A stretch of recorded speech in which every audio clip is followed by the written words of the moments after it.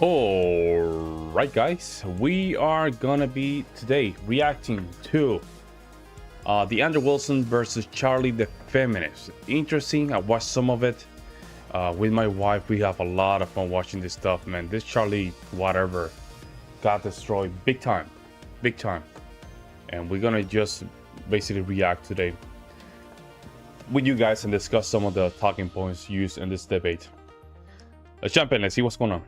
Movement, which focuses on equity. Hold on, let's go back a little bit and make sure that we are doing this correctly. There you go. I think that that's fair, but I do want to, stipulate that, I think that men are also, they also benefit from feminism. And they're also oppressed under patriarchy. Is that I right? understand. So your definition would include, you don't disagree with my definition. You're just clarifying a position on top of it, which is that you think there is a patriarchy. Mm-hmm. It's just that it's also oppressive or beneficial to men as well. Or I'm sorry, oppressive to men as well. Yes. Yeah, okay. So can we largely agree then that feminism is an egalitarian movement which focuses on equity, egalitarianism, and the removal of patriarchy? Mm-hmm. Okay.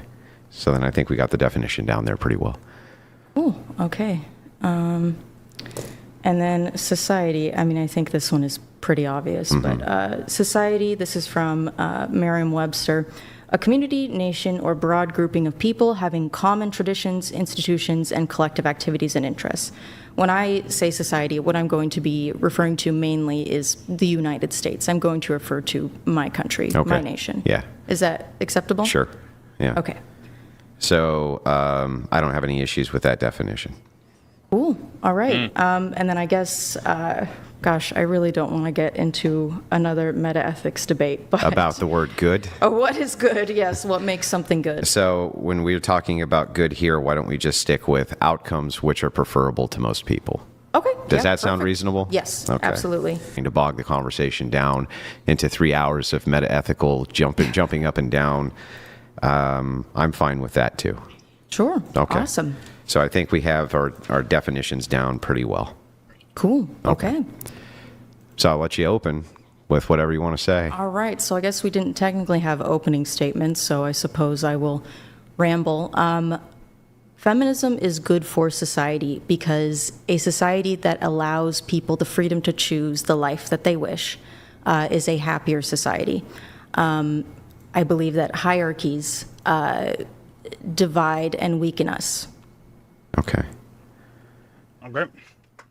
So the crux of your argument for feminism is that it's good because it allows for more choice?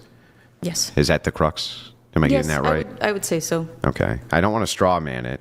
So if you want to think about it for a second, make sure that that's what you mean by it, or if there's any addendums that you want to give to it. I think freedom of choice and egalitarianism.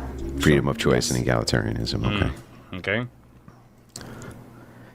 All right.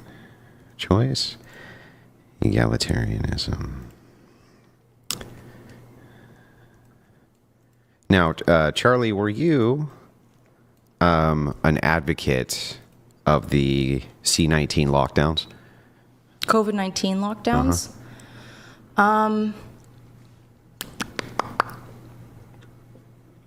Yes, I would say so, but my stepfather is diabetic, so I had a personal stake in it because I did not want him to, as a diabetic, he was more at risk. Can you tell me how that helped with freedom of choice? How that helped with freedom of choice? The lockdowns. Because the lockdowns seem to me, so I kind of give you my take.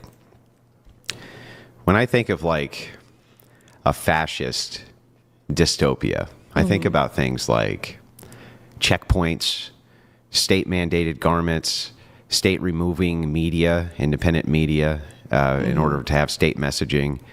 I think of those types of things. And those were all the things that I saw during the lockdowns from the side of the leftist progressive and the feminist side. And they all seem to be in pretty good unison there. And it seems like all that did was limit choice. And so I wonder if there's not a contradiction in your worldview where at the same time you love feminism because it expands choice, but at the same time supported lockdowns, which definitely limited them? I think that if we are going to, consider something being good on the basis of creating the most amount of good possible, I think that You mean the most amount of best outcomes possible? yes, Okay. yes, Most amount of best outcomes. possible outcomes. I Okay. do believe that for a specific period of time, it was necessary to have everyone, including government officials, do their best to not spread COVID-19 until we could mitigate the dangers. Okay. I think that in some cases, I understand that many people grew very frustrated very quickly after some time, but I do think that in cases of emergency, when it comes down to freedom of choice, we should have freedom of choice, unless you are making decisions that would inhibit the freedom of choice that others have. Isn't that a paradox? How so? So, isn't this kind of the idea of the paradox of tolerance? We should tolerate everything except intolerance. Everyone has the freedom of choice except to inflict, some type of damage on other people's choices. Isn't it kind of paradoxical? So, in other words, I guess the thing that's interesting about this view is that you're telling me that limiting choice is necessary for good outcomes. Spliffy? I think What's in up, man? very, very, very you for extreme tuning in. circumstances, such as a plague. Well, that's not a plague, right? It's just a virus. It's a virus, Yeah. but a lot of people were dying. Very few people total were dying, right?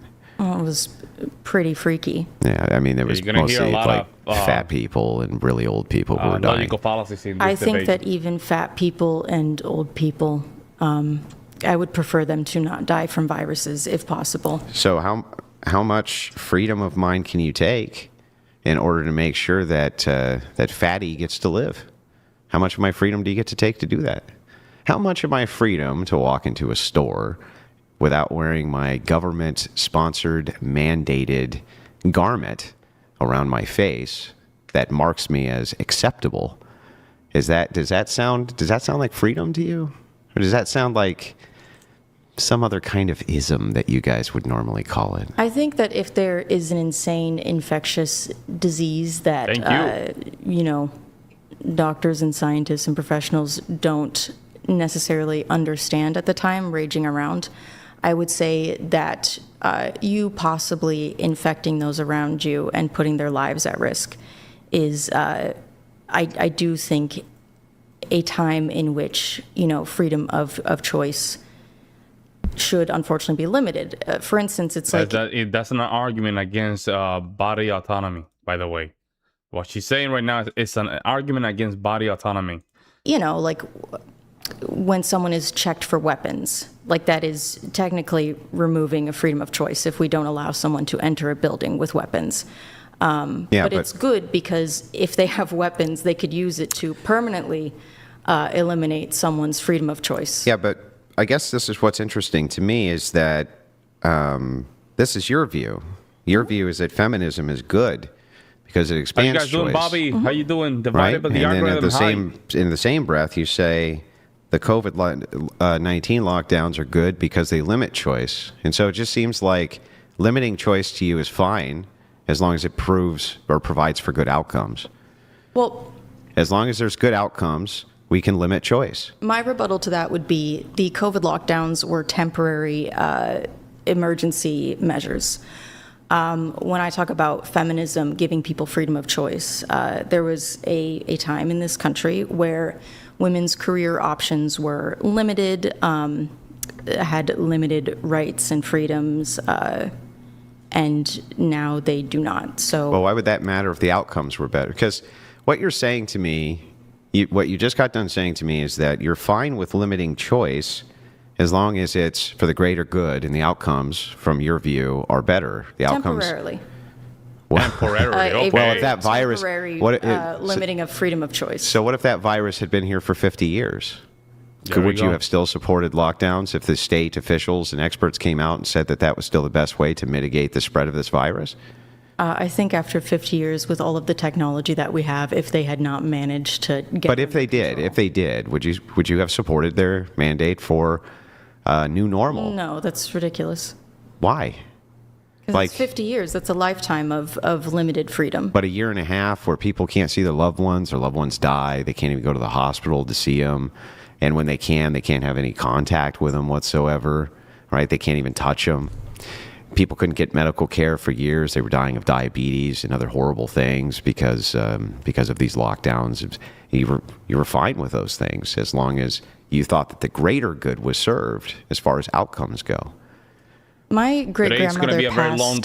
Today's going to be a very long stream, so locked in. During the COVID-19 lockdowns in 2020, and my family was able to go see her as she was dying. That's nice for your family, but you know that there's many families who are not, depending on the states they were in, or they would have a contact order where only one person could go in. That's how they did it. It was one person at a time, which is frankly not ideal, but I think it's not only not ideal, but you couldn't touch them.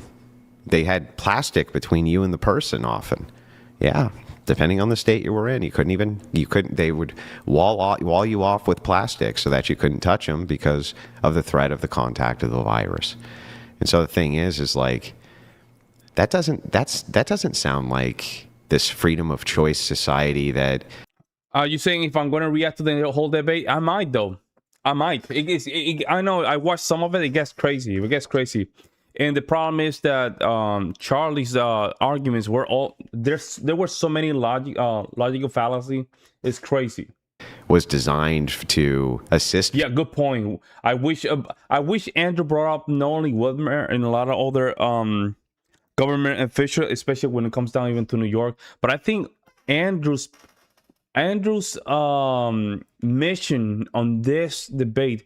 It was not only to just knock her out of the debate, but destroy the arguments. Multiple arguments. That makes sense? If you say, well, it's just a temporary measure, we'll just limit your choices temporarily. We don't know what temporarily is. That lasted almost 2 years. We don't. It was a year and a half. So that was fairly temporary. 3 years. That's not that temporary. And the amount of damage that it did was incredible. And if another one comes, you'll do it again. And if another one came, you do it again. And if another 100%. One came, you do it again. These people want power. Unpopularity of the lockdowns and the politicization of the lockdowns, I don't think politicians would want to force another lockdown. I also think that. But you support them, though. Whether the politician does or not, you support them for the greater good. The idea is it serves the greater good to you. And I guess that's my position, too. See, I think that limiting choice can serve the greater good just like you do. Mm-hmm. I think that limiting choice in many instances serves the greater good. Yeah. And I think that limiting choice for a lot of... That's in the United States, some state, you're right, Bobby, pretty darn temporary.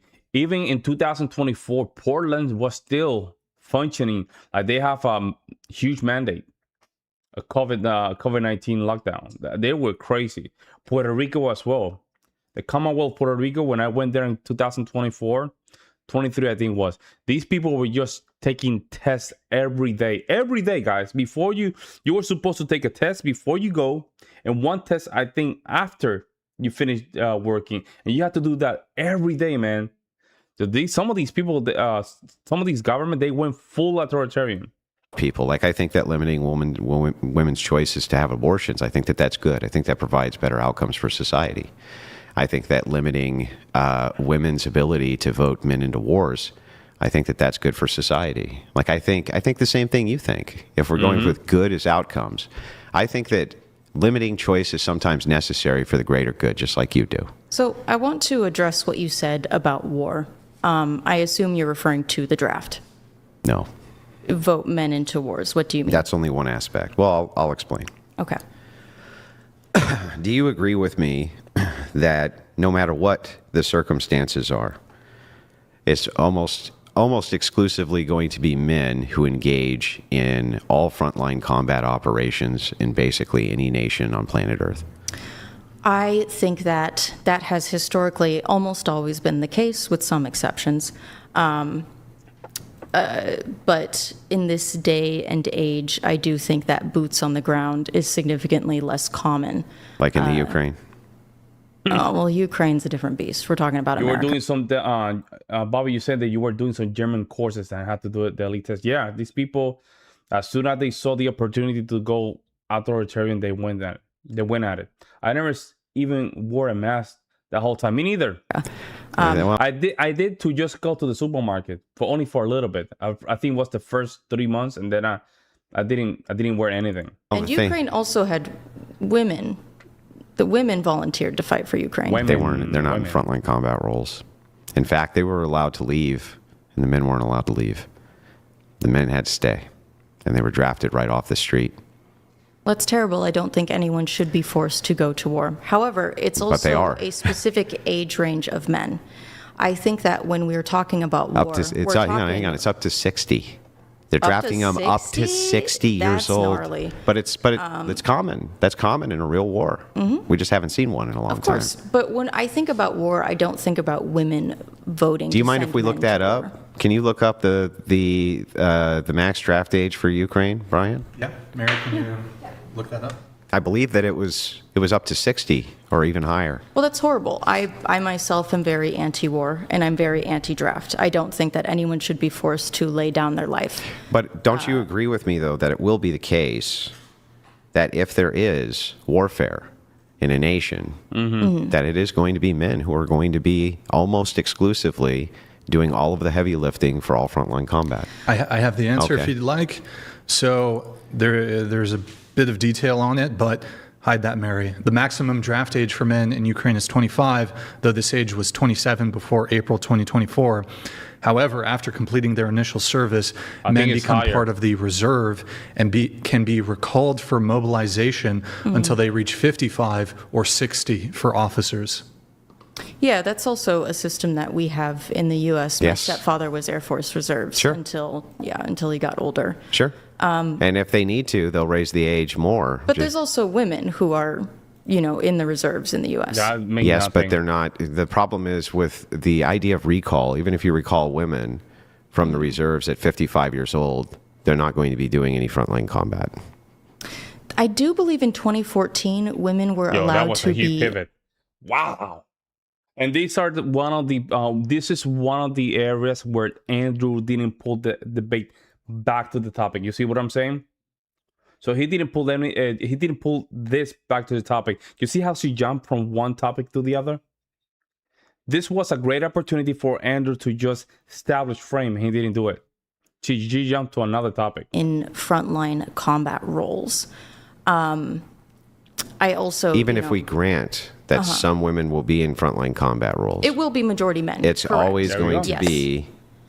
Now, not when we say majority, I don't want to get this confused. It's not 51%. To think it's Like 51%. 99%. Yeah. Okay. Yeah. Or higher. Maybe higher. Much Yes, higher, correct. actually. Probably Correct. like 97, Yeah. 98, Yeah. 99, probably. Absolutely. way higher. Okay, But so- also, the nature of warfare has changed. I think mostly boots on the ground is gone.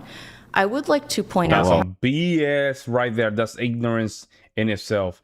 Boots on the ground is very lively, and it's actually it is actually the current state and strategy in the war. Besides drone war and technology war, boots on the ground is what they use to just reclaim land currently in Ukraine and Russia. However, that it is only a specific kind of men that are being Make sent sure to you do guys these things. like the It's chat, men the without video the and means subscribe. to wiggle their way out of the draft. It is old rich men sending young working class men to die. Unless you need them.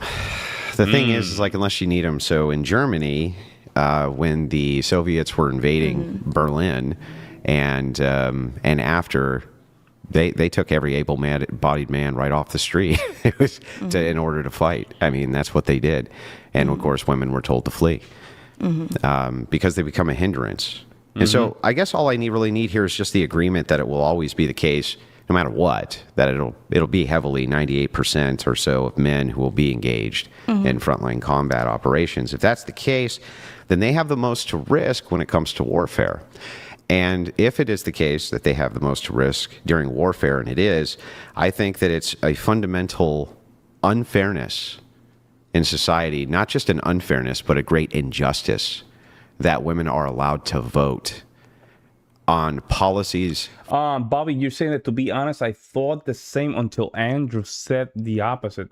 And then I went to check out and he was right. Meaning For warfare, that meaning they regarding the draft, let me know. then don't have to go fight. As much as it upsets me that Congress can make laws and exempt itself from them, it's just as much of an injustice to me that Congress can do that. Yeah, that's crazy. As it is an injustice to me That's that women crazy. can do this to men.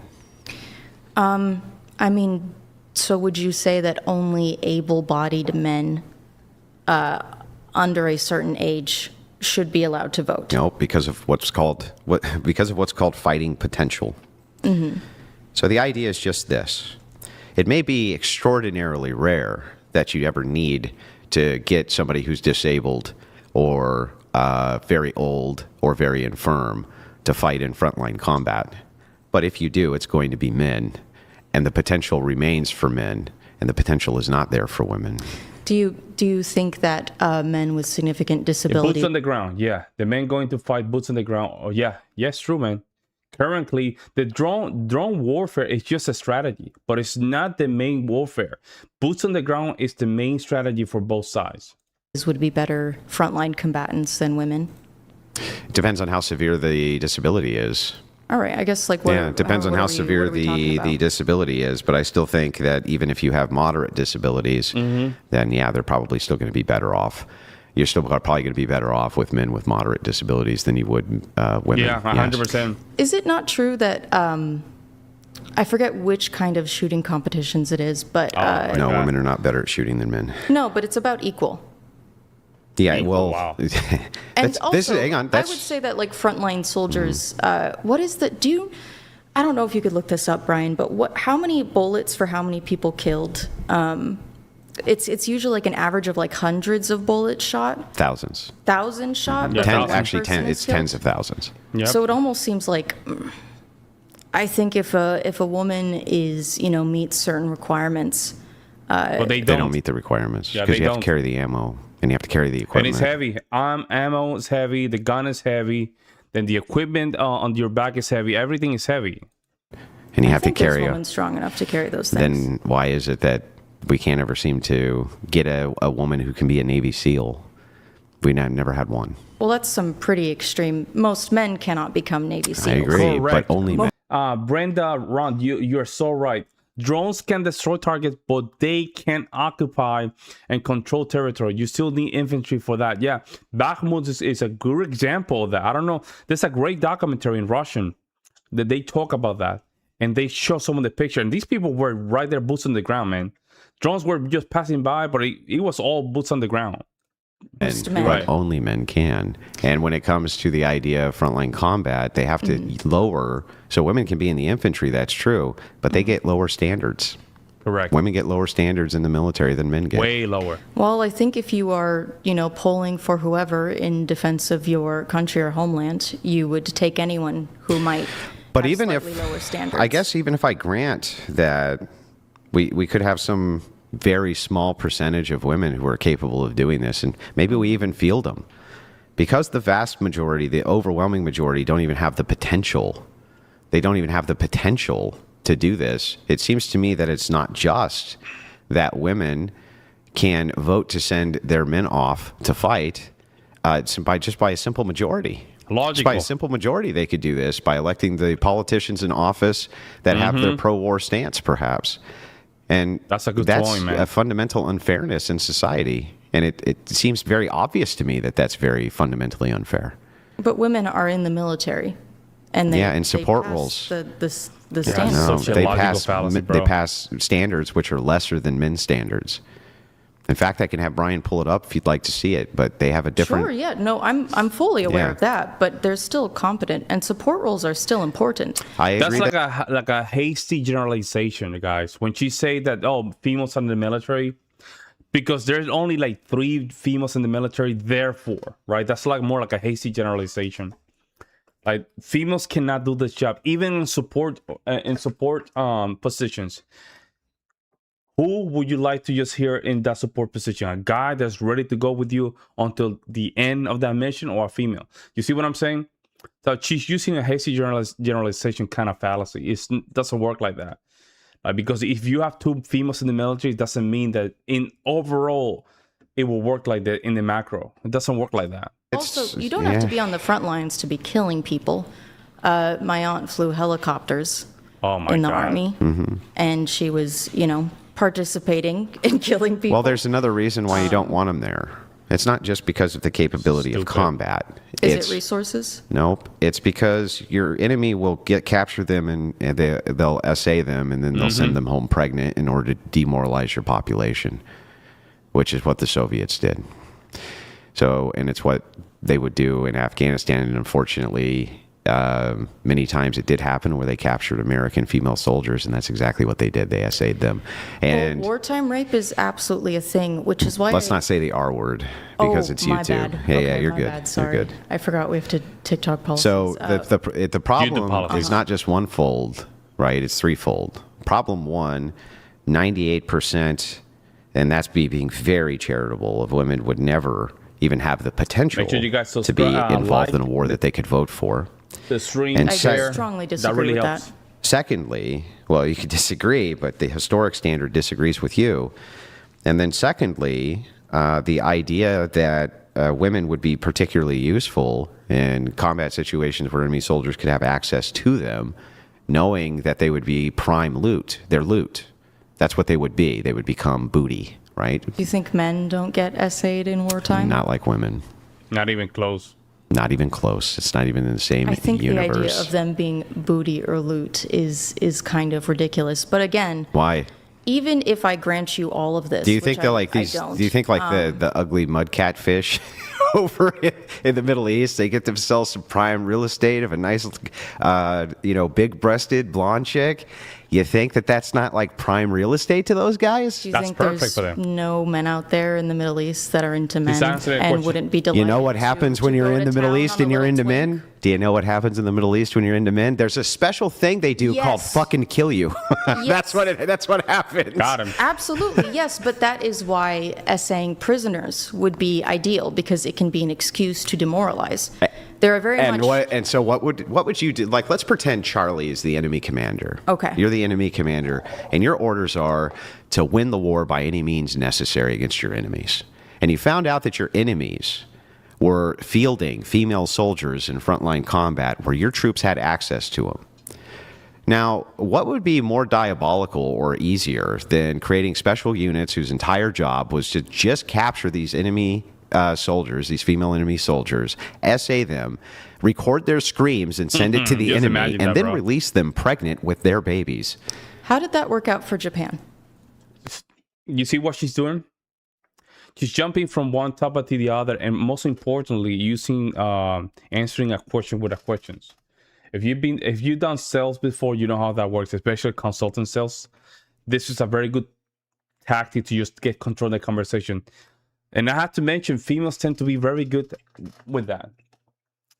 Why we are talking about Japan, this is where Andrew should have just bring this conversation back by saying, can you simply answer my question? Because she does this through the entire debate, guys. It worked out fine. They went through Nanking, and they absolutely did that. It was called the raping of Nanking. Yes, that's what it was called. I'm fully aware of what it was called, but I mean, it worked out well for them. They completely demoralized the Chinese. They completely subjugated them under their boots. And then we dropped 2 atom bombs on them, and now they are. Did China do that? State. Yes, she is. No, but their ally, the U.S., did it. And was the U.S. fielding women in frontline combats in Japan? No. They had nurses, but no. But the Chinese, right? They were greeting anybody they could. And the thing is funny is the first thing the Japanese did as part of their demoralization campaign was essay all the women and make sure that, and one of the big pieces of propaganda that they had was all of your future children are now our future children. She's almost doing like a no true Scotsman fallacy, right? Like she's saying because there's only it's like the way she's trying to put this is because there's where female nurses, therefore the females can be in the military entirely. Like, you see what I'm saying? Like, he's almost doing that kind of argument, which is so weird. It's weird. Like, what Japanese nurses has to do with all this? It's weird. Like, she keep moving the goalposts. It's insane. Yeah, it's horrible and awful. But again, look at where China is now, and look at where Japan is now. I don't know how that an argument. You I know, don't people know. joke about the Chinese century, but I think China is a very powerful world superpower, and Japan is an American vassal state, essentially. So I think at the end of the day, I would argue that more people would want to live in Japan than they would in China. that doesn't change the fact that China is much more powerful than Japan. Yeah, but it's also got way more people than Japan and a much larger land mass and way more access to resources. And we allowed them to continue to have an offensive military post-war. In Japan, we took that away from. Well, we didn't it's have still the a- option to take but that away it's- from China But because they were our ally. well, we did right at the start have the option to, but we didn't. But the point is that the Japanese have not been allowed to have a military. We don't allow them to have an offensive one. Yeah, because Only a of what defensive happened one. last time. Yeah, exactly. But the point is that, again, that's the second reason. That's the second.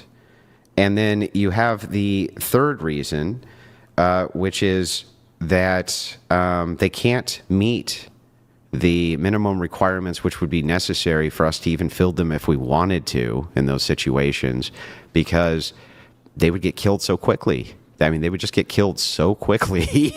I don't know if you have a good idea of what, no offense, but like I feel like maybe your idea of All right. So Jihad Pong for, thank you so much for the $5 super chat. You say she got her master's degree in Timo. I think so. She said that she got her master's degree, man. She does not sound like somebody that got a master's degree. I'm sorry. Thank you so much for the super chat. I agree. like what war looks like now is like dudes charging at each other with guns, and that's not really how it works. What do you think nowadays. war looks like right now, Charlie? It's drone warfare at the moment. We don't really do boots on the ground anymore. Is there a we lot go. of drone warfare going on in Russia It's and also Ukraine? guerrilla warfare. Yeah, is there a lot I'm of Russia? actually Yeah. not super familiar with Russia and Ukraine, but I know there's a lot of tanks, and they're blowing people up. They've mostly been focusing on drone combat. I'm going to tell you Yeah. something really interesting that happened. Okay. So the Russians brought back the Dragoon, the actual Dragoon, and instead of using a horse, they use a motorcycle instead Yeah, I seen to that, outpace bro. drones. And Yo, they I've mount. seen that because I have a different channel and I react to a lot of Russian content. And some of these Russians, they like to just send me these videos, man. And this is true. They literally have motorbikes with two guys on top of it, and one of the guys is just with a bunch of automatic weapon, and they just go through a lot of these buildings. It's crazy, man. Like we went from modern warfare to, you know what, maybe we had to just push this thing and just go right there and do boots on the ground kind of thing. Like, it's crazy over there. I don't think people understand that the Russian against Ukraine is basically World War II. It's literally World War II. AK-47 machine guns to the front of their motorcycles, and That's they crazy. fly past the enemy and Yeah. they mow them down. It's woman very, couldn't very do that? typical. No, she couldn't. A woman for the most couldn't ride part. a motorcycle and shoot. No, No. I don't think she could. I think that I don't think you really understand the physical weight requirements that are necessary to both control a motorcycle, You guys are have a insane, heavy man. machine gun mounted to it that you're also Yeah. firing, and carry the requisite equipment to do this. I guys don't are think you crazy. have. Tied to the motorcycle. That doesn't make it less unwieldy. Very hard to Yo. wield. It requires Yeah, physical get strength. an automatic weapon, a machine gun, and just tied it up. Just tied it up in a motorcycle. Both equipment are extremely heavy. And plus, you have to carry the ammunition. This lady's crazy, man. to do these things. Yes, I've shot guns before. It's just Oh my God. I'm unclear how a gun being mounted on a motorcycle, you're not having to carry it. You were just There's- riding the Hey, motorcycle. cheap stuff is not that bad. It has gotten expensive, though. Bobby, you're right. It has gotten a little expensive. That's the only thing. You have to control the motorcycle with your muscles.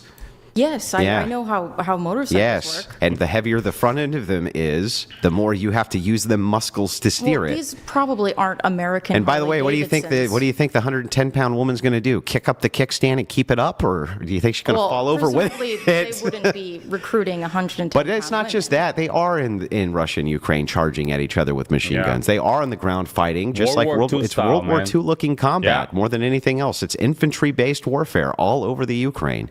Why do you think so many people are dying? Why do you think they're dying so much? Because they're engaged in frontline infantry combat day in and day out. Is it not a lot of guerrilla stuff? Yes, of course. Guerrilla fighting is always Maybe a part of little warfare. bit. All right. I feel like that is what the majority of warfare Yeah, but it's maybe from terrain or territory that Russia already earned or gained, and it's not a lot. They get deleted very quick. is now. Bombs, drones, guerrilla stuff. War will always come down after you get past the technological barriers. True, so right? if you have a first world nation attacking third world nation, sure, right? They're left with guerrilla warfare. We use massive amounts of technology to level major cities, things like this, and then send in an occupying force. They fight the occupying force with guerrilla warfare. That's true. Yeah, that's what they But do. when it comes to first world nations, that's different. They have technology. They're going to blow the hell out of each other, right? But then when they blow up each other's technology, it still comes down to infantry-based combat. Why do you think they train people to be infantrymen? Because it still comes down to that. And there's lots of places you can't get technology. You can't always get technology in the deep, dark jungle or in the high deserts or in the snow-covered That is true. fields Ukraine and plains. is low on, I think they're Poland, very, very old. It's not just that. weaponry. Think about here in the United States. You're going to get a tank through Michigan in the wintertime? I don't think so. I don't think that's exactly it is. I don't think so. So That's the not thing gonna is work. like, yeah, it requires the requisite of a lot of strength, regardless of technology, and even utilizing technology requires a lot of physical strength. Tanks require loading from shells, carrying tons of shells, carrying tons of equipment and ammunition. And not only that, you have to be more resistant to the elements. And men are more resistant to elements than women are. And so they have kind of everything going for them. They're the super soldier. And they were designed basically to be super soldiers, right? That's I mean, I think you might have an exaggerated idea of what the average starving Russian farm boy might look like. I think like that a lot of the boys recruited into, or drafted into warfare over across. How do you think you would do in a physical fist fight with the average Russian starving farm boy? They have big Depends hands. on how tall he is. Yo, no, these Russian farm boys, they have big hands. It wouldn't be easy, man. It's been a long time since I've. I mean, fist fought my honestly, brothers, out of just a random any. Flavie, you're saying that you're surprised that she didn't wear any fake glasses just to pretend. A lot of them they do, man.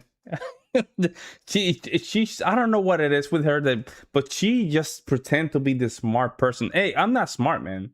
I'm not the smartest guy, but I will not pretend to be one either.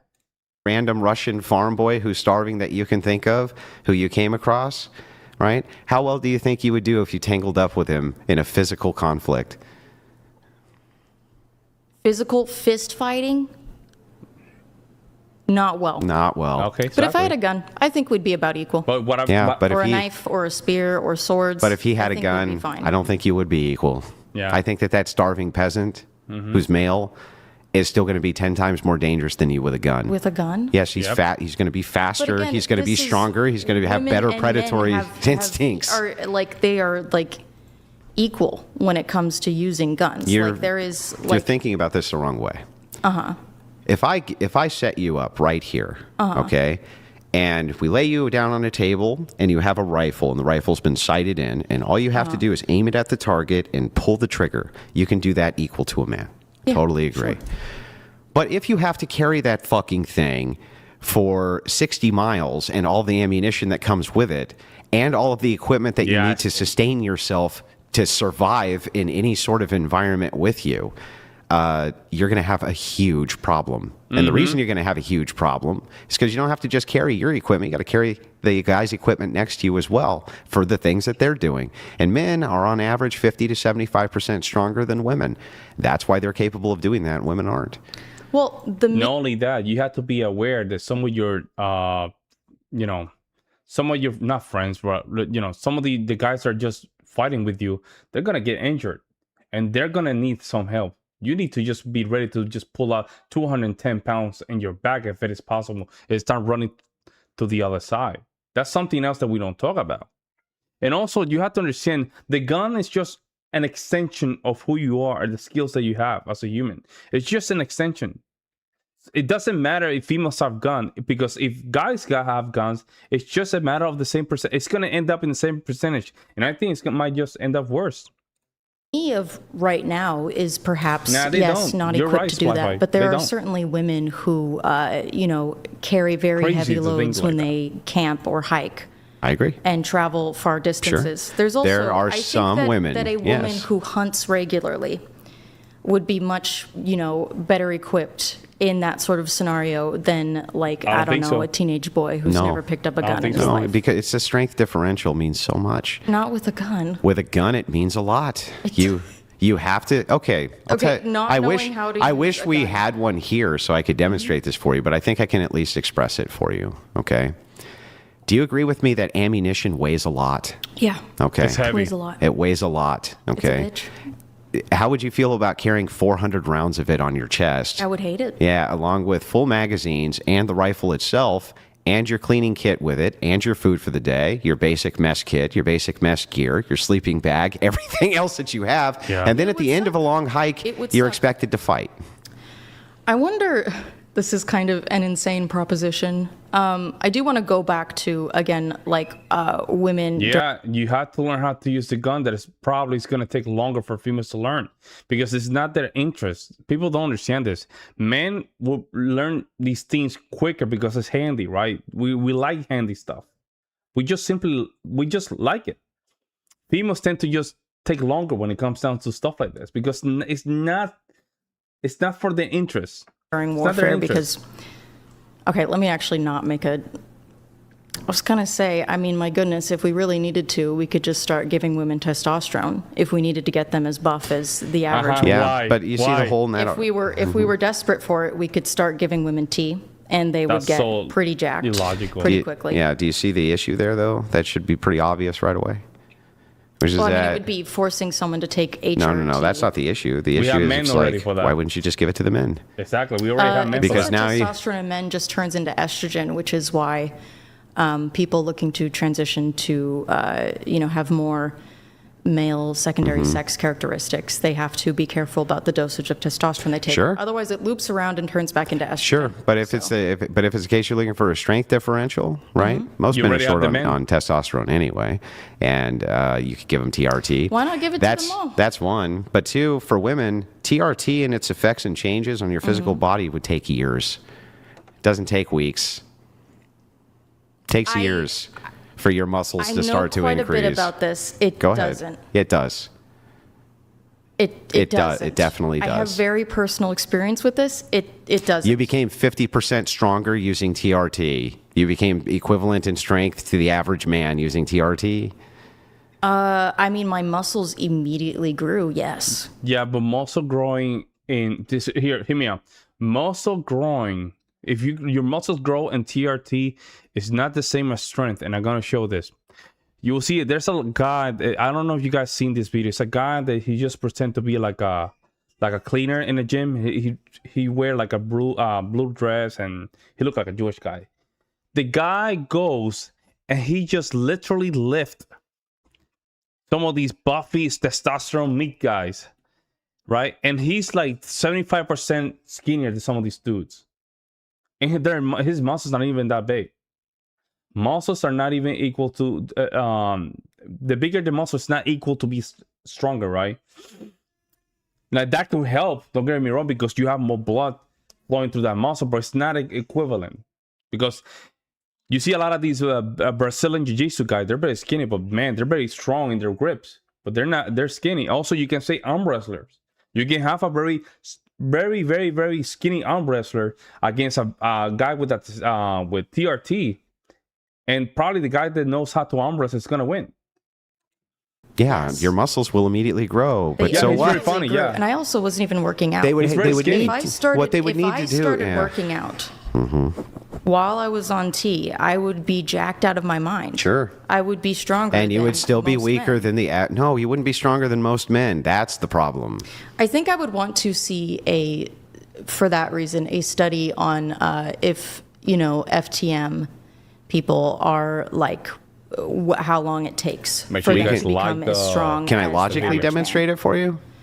man. Surely there's. Okay, I can just logically demonstrate it for Okay. you. How many of these F to M's are in male contact sports?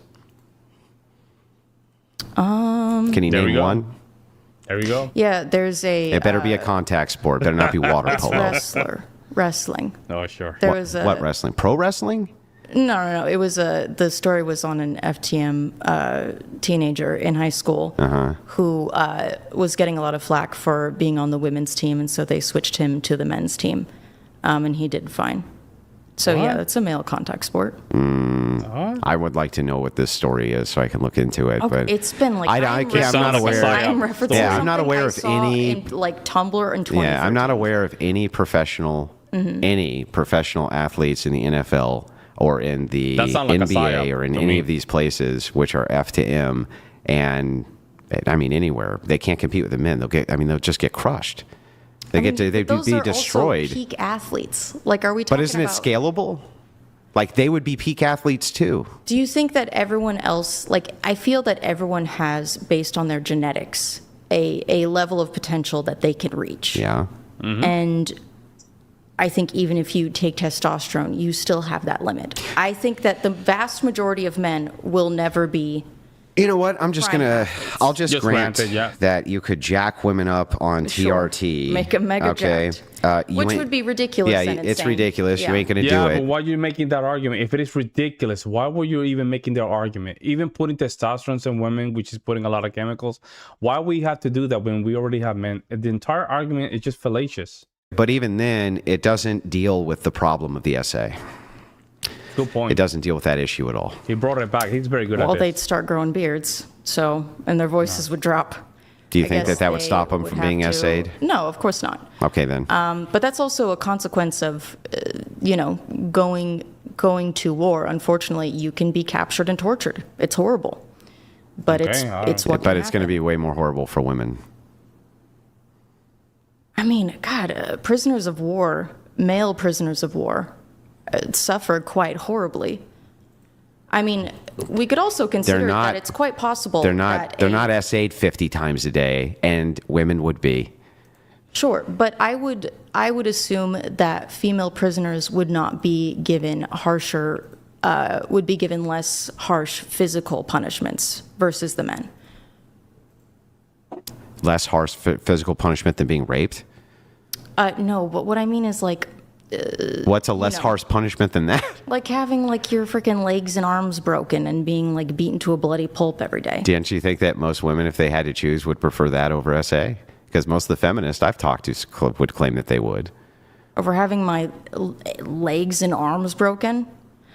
My God, I would have to decide in the moment because I guess. those both sound pretty awful. They both sound pretty They awful. both sound pretty awful. But being sent back home pregnant with your essayers' kids, too, that would be hugely demoralizing on your countrymen, I wouldn't don't it? know what starvation and long-term imprisonment would do for someone's fertility. Why does it even need to be long term? They could just Doesn't do it have to over be a couple of long-term. 10 weeks, days. 10 send you days. home pregnant. Sure, and then days. that person could abort or keep the child. That's Their choice. That's horribly traumatic. It's horribly traumatic. Yes, correct. Not just for you, for your countrymen, for your husband, for your parents, right? It's Yeah, the and you know what's crazy? We did it with the allies back in World War II. We did a lot of this stuff back then in World War II, and it worked. most demoralizing thing I could ever think of doing it's to the horrific. enemy. It is horrific, and it happens all the time. Women are essayed and forced, keep. Not only that, can we just point out that in the military itself, the essay rates for women are really high. Just being in the military, period. Yes. They're not good for women anyway. They No, they're probably not. shouldn't be in the military anyway because they're constantly essayed anyway. I don't have any thoughts on that because that is a very significant issue. Huge issue that would It's that would a go very away. significant issue. It would go away if women weren't in the military. I think different units could be better for that. However, I do. You're want going to have the Charlie all-female fighting force? I mean, yeah, didn't the? You know what I would do if I Didn't were the Soviets have an all-female sniper? They had all-female sniper. This is crazy, bro. This is one of the most propagandized things. They even made a movie about this. True, there were some female snipers, but they were such a small minority. It was not even close to think that it was hundreds of thousands of snipers. I'm going to just, I hate Units. Did they not? to, yeah, I hate to be the person to, because it's like telling a kid that there's no such thing as Santa Claus, but the female super soldier snipers from the Soviet Union were propaganda. They didn't exist. A propaganda. They weren't real. Well, I'd have to look into that. Yeah, but... look into it. But Okay. the big female ass-kicking chicks, 99% propaganda. And by the way, for the men it was too. 99% propaganda. They had outrageous kill counts, 7, 8, 900. Give me a fucking break. Yeah, right. Not even close. But what are you going to say? That your enemy comes out with a report that says that their sniper killed 120 of yours. Is your report going to say that you only killed 10 of theirs? No, of course not. You match propaganda with propaganda. Well, yeah, it's also World War II. It's not like we can really verify And it was what's going Oh on. yeah, we was can verify that. Way But that overstated. being said, women in the military, whatever. Do you think that women do not suffer when their sons, husbands, brothers, fathers not even are sent equivalent. to war? Yeah, they suffer. Because I would, I can't say what I would do if, my brothers and father were sent to die just to make some rich guy more money. I can't tell you what I would do. It's Yeah, but I mean, it's preferable to not die yes, than to die. yes. So but you what I'm still get the saying is, better like, end of the why- deal. Why would I? Why And you would know I? what's crazy? You know how even, I mean, I just got a red pill moment. You know how they, even the worst scenario for a man, which is death, right? You die as a man, it's the worst case scenario. You know how they take the worst case scenario and they still make it about themselves? Feminists like her take the worst case scenario for men and they still make it about themselves. Men die, therefore we suffer. And that's worse. Us suffering than him dying is worse. Crazy. I vote just to realized send my brothers and my dad to war? Why would I go, yes, oh, just what I wanted. I want all the men I love to die. Like I feel like that's ridiculous. Women are susceptible to propaganda in many ways that men aren't, and they're the most susceptible to it. Would you like the sniper overview? Yeah, sure. So Soviet female sniper units were a small percentage compared to male snipers. that. Yeah, I told you. There were 430,000 snipers trained in the Soviet Union during World War II, only 2,000 of which were women. Yeah. And a fraction of the total sniper force were women. And it was propaganda. Very, very small. I knew that about them Oh, being yeah, very, you know what? very small. And their kill counts were also very small and wildly blown out of proportion. Wildly blown out of proportion. It does say that the male snipers had higher kill counts. Well, I guess a kill is a kill. What can I Yeah, say? but I would just point this out that that aside, She got owned. the problem is that right now in the Ukraine, if you're part of the voting bloc and you get invaded, for instance, women can vote to leave, the men behind to kill while they leave. And that's exactly what's going on. The women aren't required to fight, they're leaving. You know how you can see this? There's a lot of videos currently, 2025, of walkthrough, and you see a lot of females in Kiev. And I've seen these videos, man. It's very sad because you see a lot of beautiful females and then partying and stuff like that, while their men are fighting in the front line. It's one of the saddest thing ever, man. These females are just walking like nothing's happening, while their men are just fighting a war. It's sad to see, man. allowed Do to you leave, think that and the if the men- Ukraine men are not allowed to leave. Do you think that the men, I think that's horrible, but how do the men in Ukraine feel about it? Because I do think that I'll be pissed. there are I'll often be men with pissed. very, strong ideas about chivalry who would say, that's my duty. Sure, totally and agree. To carry on our country. yeah, I completely agree. Women need to go because Yeah. that's very much. But a what would thing. that have to There's do a- with the justice of it all, or the injustice of it all? Well, there's no justice in that. That's not. Yeah, it's not just. And so the thing is But that also, when who is for the allowing practical, these sorts of votes to pass? Is it a woman in power that is making these things happen? well, in a democracy, yes. Aren't all women in power? Yeah. No, you don't have the power to vote. Oh, I can vote, but the people who are deciding what I can Then vote you have on. equal power to men. Certainly, yes, the men of my status, but, not the lawmakers, not the politicians. You're in charge of the politicians that you get put into office. Hardly. I think that's You and the collection of voters, yes, and you vote for collective interests, just like we vote for collective interests. We try to, but do you think that American politicians and lawmakers largely reflect the interests of the people? Interestingly enough, I think now they do. I think that the truth is that when I talk to the average progressive, yeah, I think they do. I think that we're getting exactly what we paid for and what we vote for. Correct. So yeah, I do. 100%. I think that we have an immoral government because we have an immoral populace, and I think that that's always that generally tends to be the case. Mm-hmm. Now, And also, you have to understand that the government's just a representation of their own people. But we elect people based on our values. not always, but I think generally, yeah, we have exactly the government we deserve, which is a bunch of incompetent fucking assholes who are out there to fuck us over, right? Mm-hmm. That's very bleak. But I can't say I disagree with you there on that. However, my point is that we typically don't get a say oftentimes in what we vote on, what laws are passed. I mean, we can try our best, when the midterms come up. I don't know how democracy works in Ukraine. I am woefully uneducated on Ukraine and Russia. Mm-hmm. But again, I feel like you would want to turn to the politicians and lawmakers that are allowing these injustices to occur. Well, I guess before we get to that, can we just start with agreeing that that's an unjust and non-equitable system? Correct, that women yes. can vote to send men to wars they don't have to fight. I mean, I think being able to, it's not just women. It would also be old men.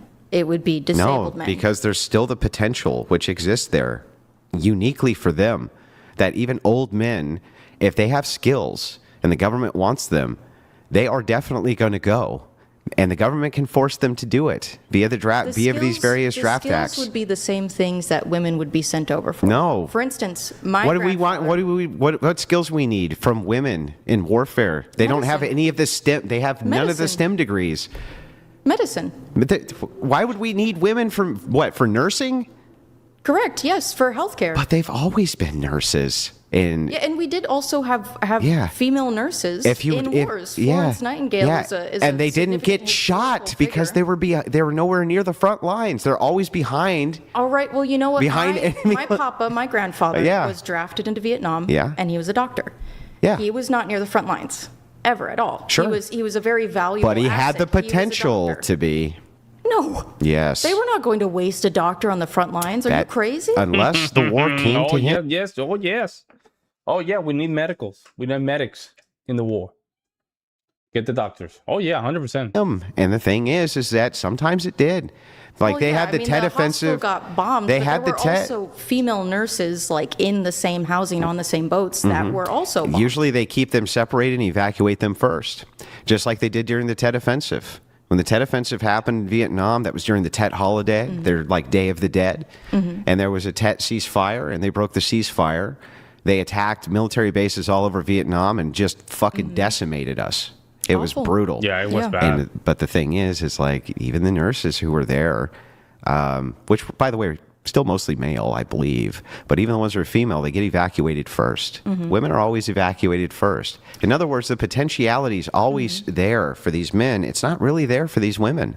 And I don't know why it is that for any other form of social injustice, you would be all about this. If I said, hey, look at the fact that, for instance, these white people can vote to have black people go fight wars they don't have to fight, you would be like, no way. We're not going to allow, no fucking way. And if I gave you the same potentials for that, I feel like you'd be like, we need to stop that right this second. But for some reason, when it's between the sexes, you don't care. Would the response be, okay, no white people can vote? That wouldn't be the correct response. It would be no white people can vote. No white people can vote to send black people off to war, right? They're not allowed to do that. And yes, if it was the case, I think that you would actually. I think that you would advocate if it was the case that white people could vote to send black people off to war that they didn't have to go fight. I think that we kind of did it. We kind of did in the Civil War. We kind of did in the Civil War. You see what I'm saying? I think it was the Mass 50 of Massachusetts, I think it was. We kind of did, man. They didn't even vote, but we told them, hey, we need people. And we send them right in the front line. Yeah, we did. We kind of did, man. Would say that you should mitigate suffering in some way for that, or suffrage for that. So you feel that I would say that all white people, like no white people, should be allowed to vote? If it was the alternative Period. that they could vote black people to go to war when they didn't, yeah, I think you would. Unfortunately, I'm selfish to the degree that as a white person, I still want to be able to vote. Shut I up. want to have a say in the country Shut that I up. pay taxes to. Even if it's the case that we can vote to send black people off to war and we don't go fight them ourselves? I think that most white people would not vote to send black people to war. I think that's kind of a strange scenario, because that also gets into the trouble of determining, my goodness, I mean, like, how would that even work? The same way it worked in the drafts. They would go to low-income black neighborhoods and draft them. Well, I mean, that's kind of how we recruit into the military now anyway, is we, find the poorest people possible and we go, hey, free school, free health care, join I the agree. military. There's a lot of bribery there. Die for the wealthy. But my point is that I think that this form of social injustice, you would be like, I just think that if the roles were reversed racially, that you would be outraged, and you're just not, because Correct. I would be upset. I just think that you're. Hang on. hate the draft. I just think I the reason hate it's the not just draft. about the draft, though. My argument here is not even about the draft.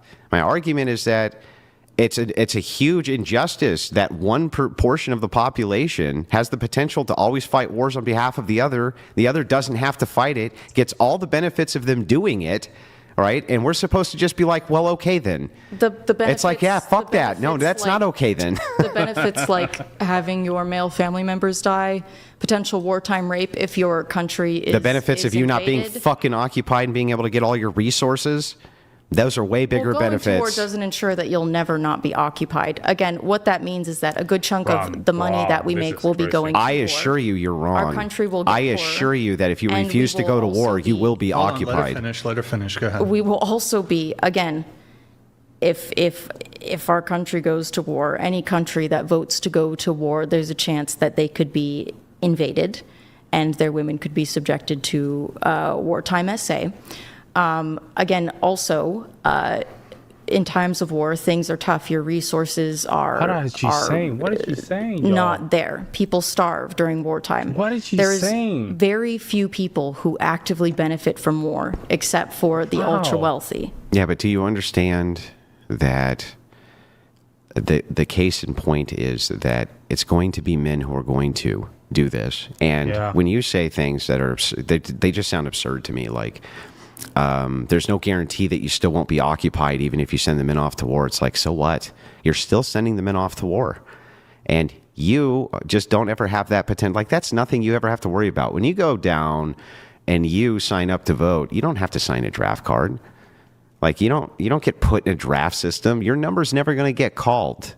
That's Never. nothing you ever need to worry about, ever. And that is a potential that all men need to worry about. And by To the way, be even the honest, ones... It's not really. We haven't had a draft since Vietnam. So what? Again, because So what? the way that warfare works has changed. We have an insanely bloated military.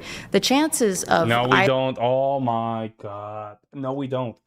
And this is why females are not good when it comes down to this stuff, and that's why they don't like geopolitics. They don't understand history.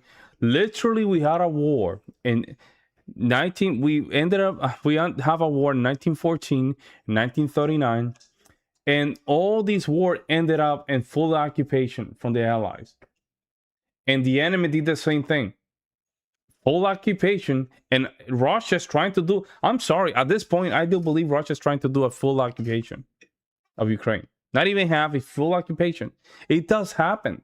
To think that doesn't happen is not understanding, first of all, not understanding human nature.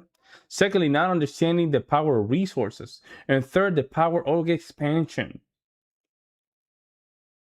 Like, when you expand, you become stronger and stronger and stronger. It's like she doesn't...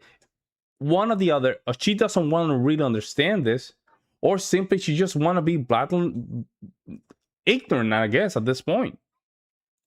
either of you being called in a draft to go to the front lines to fight. She's still Slim thinking to about none. that. However- my democracy, my democracy. In times of war, democracy goes out of the window. It goes out of the window. I was surprised that Abraham Lincoln, when we were in the middle of Civil War, we had some kind of republic. Like we have some democracy going on, bro. I'm telling you, if I was Abraham Lincoln, I would throw everything in the trash. I say, there's no election, there's not nothing. We're gonna just finish this war. But that's one in the million. Our Civil War and how it happened, it was one in a million. Because usually this is not what happened. It's just simply the guy that's in power said, what Zelensky did. No more democracy. I'm in power. That's what happened. I am against the draft, and I would Yeah. support any legal motion to remove the draft. I would vote for that. Yeah, I but- would use my power as a woman. Yeah, that's great, but To vote it's to not even save men. contending with what I'm saying. That's like not even contending with what I'm saying. Even if that's the case, that's nice that you say that, right? But our global leaders are never going to get rid of the draft because their military advisors tell them not to. Yep. Because it's a huge weapon for mobilization of military force if you need it. So we're never going to get rid of it. That's just a fucking pipe dream. It's never going to happen. Ever. So, And not only that, when you get rid of the military, your sovereignty as a nation becomes vulnerable. Let's just see Canada. If right now, if Canada keeps playing games, we can just simply invade Canada, just take the entire land if we wanted to in 2 days. They have no military. They have nothing. We can basically surround the borders, make sure we can just create a perimeter, and just a matter of just week, that's it. It's our land. It's their fault. They didn't spend time creating their military. The same with Europe. Russia knows this. China knows this. And that's why they feel emboldened to just move forward with their plans. You need a military. remove women's ability to vote, and then we'll never go to war. Is that your thinking? No, No, I'm saying not that even close.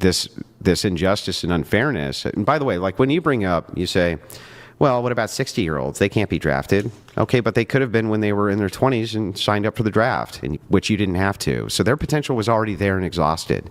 They already had to go through that stage of life where their number could be called and yours couldn't. So yeah, they still get the benefit. They still did the thing that you guys will never fucking do. They still did it.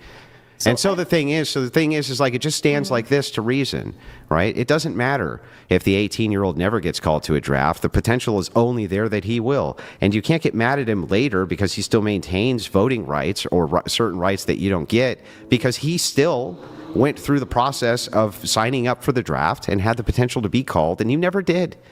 So it's like, why do you get anything extra? Why is it that they don't get extra, in fact? Why do you get anything on par with that when the social status is such that men can be called to defend you and die, and that's never a service you have to render on their behalf?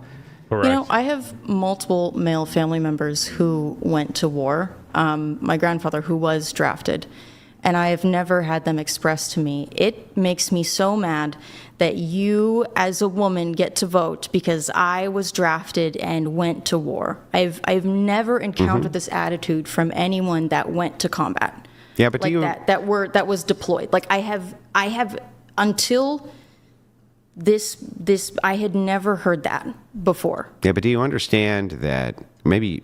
And the rage I think towards you the draft do. is against the politicians. Well, I think you do understand, though, that that many times injustices are perpetuated on people, and they don't even know that they're being perpetuated on them. Perhaps most injustice is that way. But the So just because a person tells you or has never told you that they felt that there was a weight of injustice in a thing which was happening may never have been explained to them, or they may never have even thought about it before. Like most people don't think about the weight of injustice. But women aren't responsible for this injustice. It is the lawmakers and politicians that put the draft in place. Well, but my opinion on this is that it doesn't really matter. What matters is that this injustice is happening now, and it's going to continue to happen for the rest of our lives, and you're never going to get rid of it ever. Never. And even if it were the case that women could be drafted, it wouldn't matter because they would never be able to serve in the same capacity as men. And since the draft is never going to go away ever, and it's not ever going to go away, you're not going to be able to vote it away. There'll always be some capacity for it because it's just too useful of a mechanism. If you ever have to go to war, your generals will never allow it.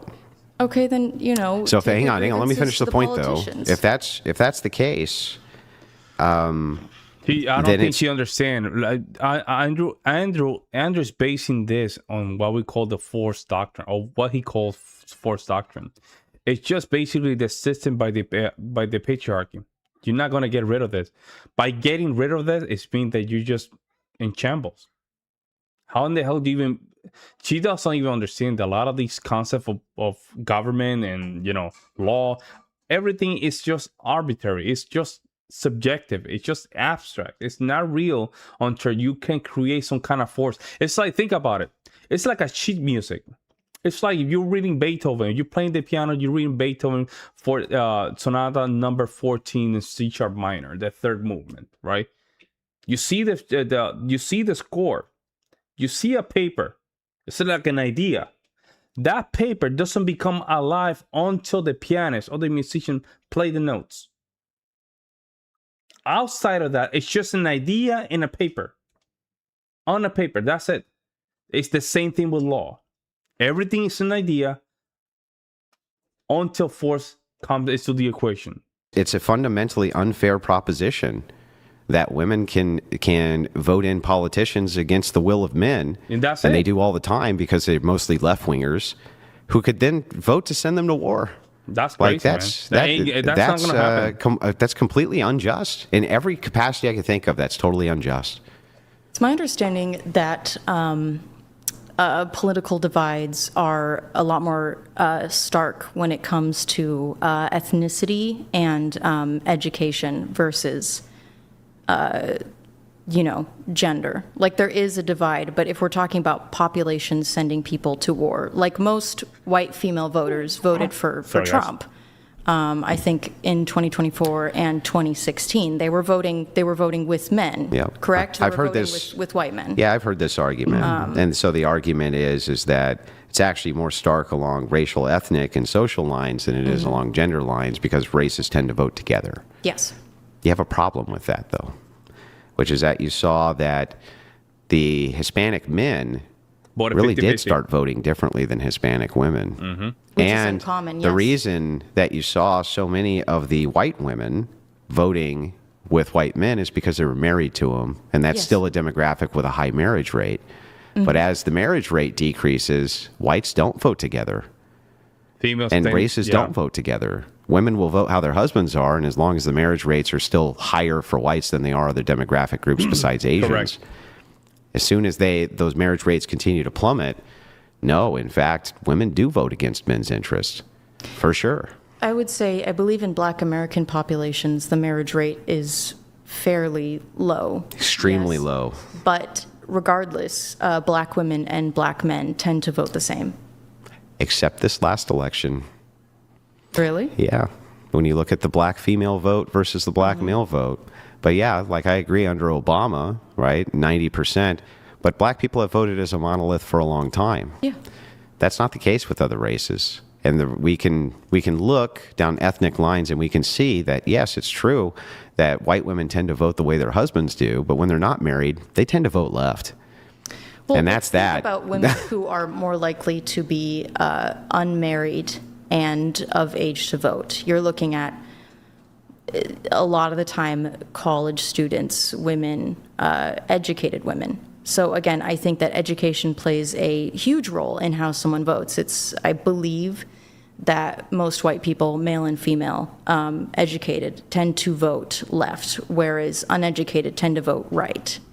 Yeah, well, when you say uneducated, just Mike 30033. Do you believe in women vote? No, I don't. That's all. It's just woman vote is just a lie, or how can I explain this? The woman vote is perception of an equality that doesn't really exist. Because the problem is that for you to really hold a democracy or a republic, a constitutional republic like we have, you have to have some kind of defense behind it.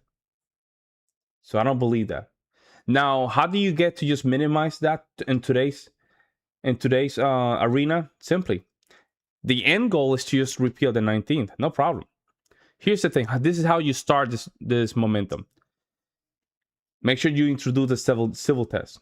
You will see a decrease of female vote because they're not interested in these topics. Make sure that you just now, from that, move it to you as a woman. You have a duty. You have to have a family. And you need to have kids. That's your right to vote, right? That's the second one. By that time, you probably will see a 70-30 ratio in favor of eliminating the female vote, right? But that's how. If the end goal is to repeal the 19th, that means that you have to start on steps, step by step. How do you get there? Civil test will be one. You need to be married, right? And then after you get married, now you have to really commit to your duty. You need to have kids, and that will be the third step to it. I would say like two to three kids as minimum, and you will see how things change. In other words, emotions versus logic. Basically, that's what it is. And the end of the day that's what it is. Emotions versus logic. I mean, not college degree. Yeah, sorry. High school diploma or equivalent. I do believe that it is the case, yes, that when it comes to the voting record of people with college degrees, they tend to move more progressive, yes. That's the case. Yeah.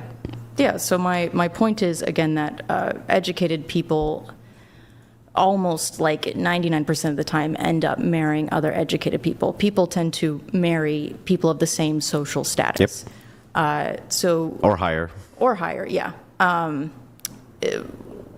So then would they not just be voting the same as their husbands in that case as well? Yeah, they are. So the white women are voting the same way as their husbands are. Yeah. But the case is that most white men are not college educated, don't have college degrees. They have trade degrees. Most of them are smarter than the educated, and they vote right, and their wives vote right along with them. But when they're not married, they tend not to. They tend not to vote. They vote left, very much left. And so we should have the social expectation that as marriage rates decrease for whites, and they are decreasing rapidly, that women will continue to vote left and men will continue to vote right. So it is a massive gender divide. It's a big problem, or sex divide, right? I mean, it just is, objectively. Right. I mean, sure. I forgot why. So if that's the case, then women can. Well, the point is that women can vote against the interests of men. Now, maybe you could say that that's okay when it comes to democracy, but it's really not okay when it comes to things like warfare, when they can vote to send men off to war. Like that's just like criminally unjust from my view. It's so unjust. This is going to be a tricky conversation. Yeah, females don't see it like that, especially feminists don't see it like that, because they see men as, remember, females and feminists, they see men as disposable. They're just disposable to maintain the state. And remember, they don't see 80% or 70% of men attractive. So they're just basically disposable. So they don't care about that. They don't even care about these topic, justice, morality, pride, patriotism. These are just simply terms or concept that men have to build to keep society together. I don't think females really understand that. But you could make the same argument about abortion. And I know that, you believe that it is murder. 100%. However, I hold the view, and I want you to trust in me in the sense that you don't think that I would be very cool with, like, murdering babies. So when I say I think abortion, it's your view. It's not a baby. It's not a baby. Yeah. It's not I understand. sentient yet. Yeah. You don't consider that to be human life. Well, you consider scientifically. You consider it scientifically to be human life, but you don't consider life to begin until there's some sort of cognitive sentience or something like this, right? Yeah, something to that degree. I think it was it St. Augustine that said, when it starts to kick, that's when it's a person, something like that. Oh my God. I think that abortion and birth control, because women are, very much encumbered by our physical forms, our biological capacity to have children, I think that the only way we can have equality is to have access to birth control and abortion, so that we can participate in the economy the same way men can. So when men vote against women's interests and can force us to carry children and destroy our avenue to freedom, financial freedom, financial independence, it strikes me the same way as the draft does to you. I feel like that's Yeah, I understand. Yes. That's kind of crazy. I Here's don't know what something you're saying. interesting, though. Let's just start with this, because I think we should get our terms correct here. Okay. When you say force, right, nobody actually forces you to have a child, even if you can't abort it. Isn't that actually the case? Nobody's actually forcing you to do that. The case is that you're using what's called an ambiguous equivocation, which is a fallacious form of argumentation. The equivocation is that you would have us believe, through the nebulousness of the language of the term force, that somebody is using some type of physical compellence to make you do a thing, when in fact the truth is that they're not doing that at all. You're just simply not allowed to do a thing. That's different than forcing you to do a thing. I mean, So, like, a law that says I cannot There's a drive in the left lane, or Yeah. I cannot drive, yeah. I don't know, I can't go 100 miles per hour on the highway. Yeah. Yes, I can technically do it, but there will No, be I know it sounds stupid what you're saying, but we have to understand their arguments, man. I understand, but consequences. Mostly, most We likely, have to me understand their probably arguments. dying in a horrible accident. Yeah, so But is I a red will light, also- do you think that a red light is force? No, but there's consequences. But you it's know. not force. And that's the same thing here. You have a law, but it's not, there's no force Well, that's also, being used. technically, no one's forcing you to go to war. You could choose prison. What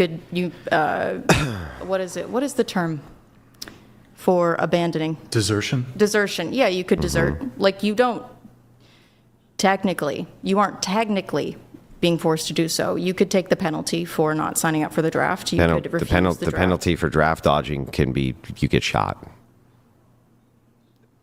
That's a little bit different than. Is that the case? That's the Yeah. case, yeah. Because there were a lot of people that dodged the draft. And they were given immunity, basically, from the government. They pardoned them. But it's not just imprisonment. If you do desertion, for instance, you you're getting can be deleted. shot. And they shot people for desertion all the time. You're getting deleted. People were yeah. shot for deserting their post. Well, you're still not being forced to do it. My search here just on this topic in the USA, desertion is a serious offense, and the penalty for desertion during a time of war can be death, though other punishments like imprisonment are possible. Okay, what about And that's draft? why a lot of folks they have to fight, because they know if they escape, they're gonna capture them, and they know it's gonna be time over. The time is gonna be over, so might as well just die with dignity. Dodging. And what happens if you refuse to sign up for the draft? You can't vote? Is that essentially Can't You're vote. fine. You can't buy a gun. You have a fine. There's other penalties associated with it too, I think fine. which have to Again, do with tax technically, filing. You're not being forced to do it. There will be severe consequences. Like the But you like the technically stream don't guys. have to sign up for the draft. It's no one's forcing you to. No one's holding a gun to Like- your head and saying you and must share. sign it. Do you want the penalties for draft dodging? Yes. It can include federal felonies like fines up to $250,000 and or up to 5 years in prison for failing to register. Other consequences like state level restrictions on things like college eligibility or driver's licenses can occur. And I believe there's some preclusion from receiving federal student loans and preclusion also from certain federal jobs. Yeah, so I understand the argument you're making. The argument for equivalency here is, wait a second, nobody's forcing you to do this, to go off to war or something like this, right? I guess my argument there would be pretty easy, which is that this is outside of your control. Drafting is outside of your control. Yeah. Having a child is not outside of your control for almost any woman who's ever been pregnant. They're almost always pregnant, and that's within their control. Yes. And so I don't think that men, given the punitive punishment of years in prison for felonies or potentially being shot for desertion, even if they do go, or having the penalty raised for draft avoidance if we needed men, which would probably be, again, you'd probably get shot. I don't think that these are equivalent statements because, one, you are being voted and force is to be used in order to compel Remember, you guys, to do you can these support things. the channel by Nobody's just compelling clicking you the to super get chat. pregnant. Nobody ever forces you to get pregnant. Well, unless it's SA, right? But the thing is like it does, but it's not, it doesn't account for the majority of cases, the overwhelming majority of cases. And if it were the case that you argued to me, but in the case that I am forced, right? What about then?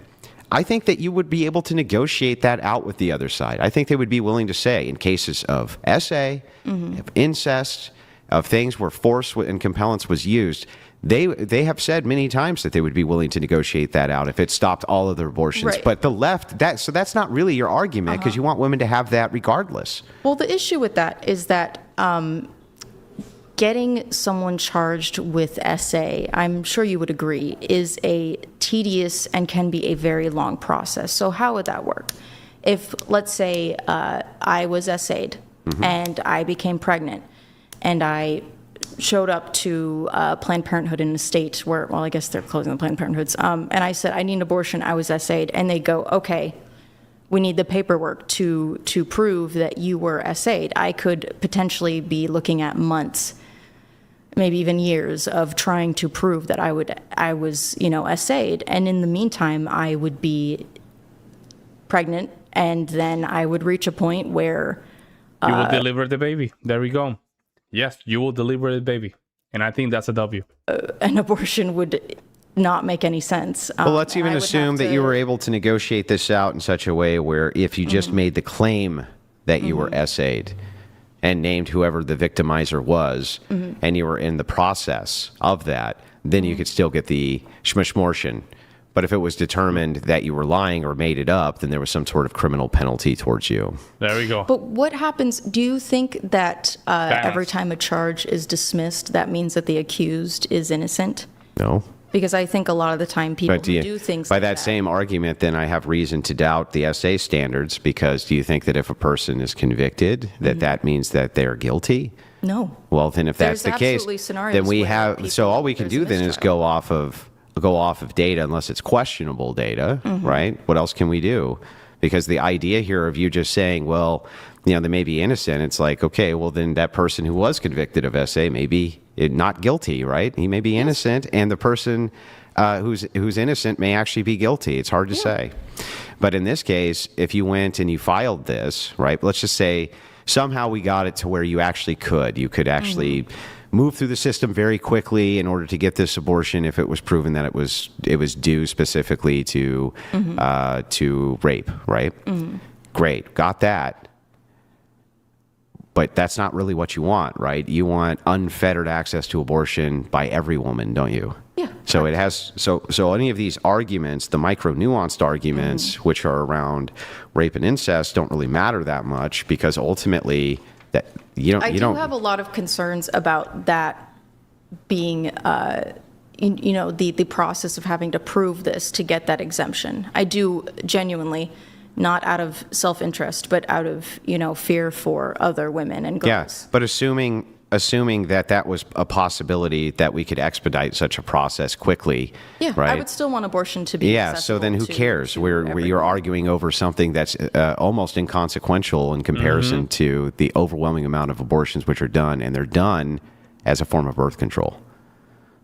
I mean, they're not frequently done. Yeah, they're frequently done. They're not rare. No, they're not rare. And they were but always, it's we like a were promised they were going to be once-in-a-lifetime- rare, but they're not rare. Once-in-a-lifetime occurrence. Actually, Brian, could you Google, Sure. what percentage of women have an abortion in their lifetimes? Because again, it is a form of birth I think it's control, over 40% of women have one.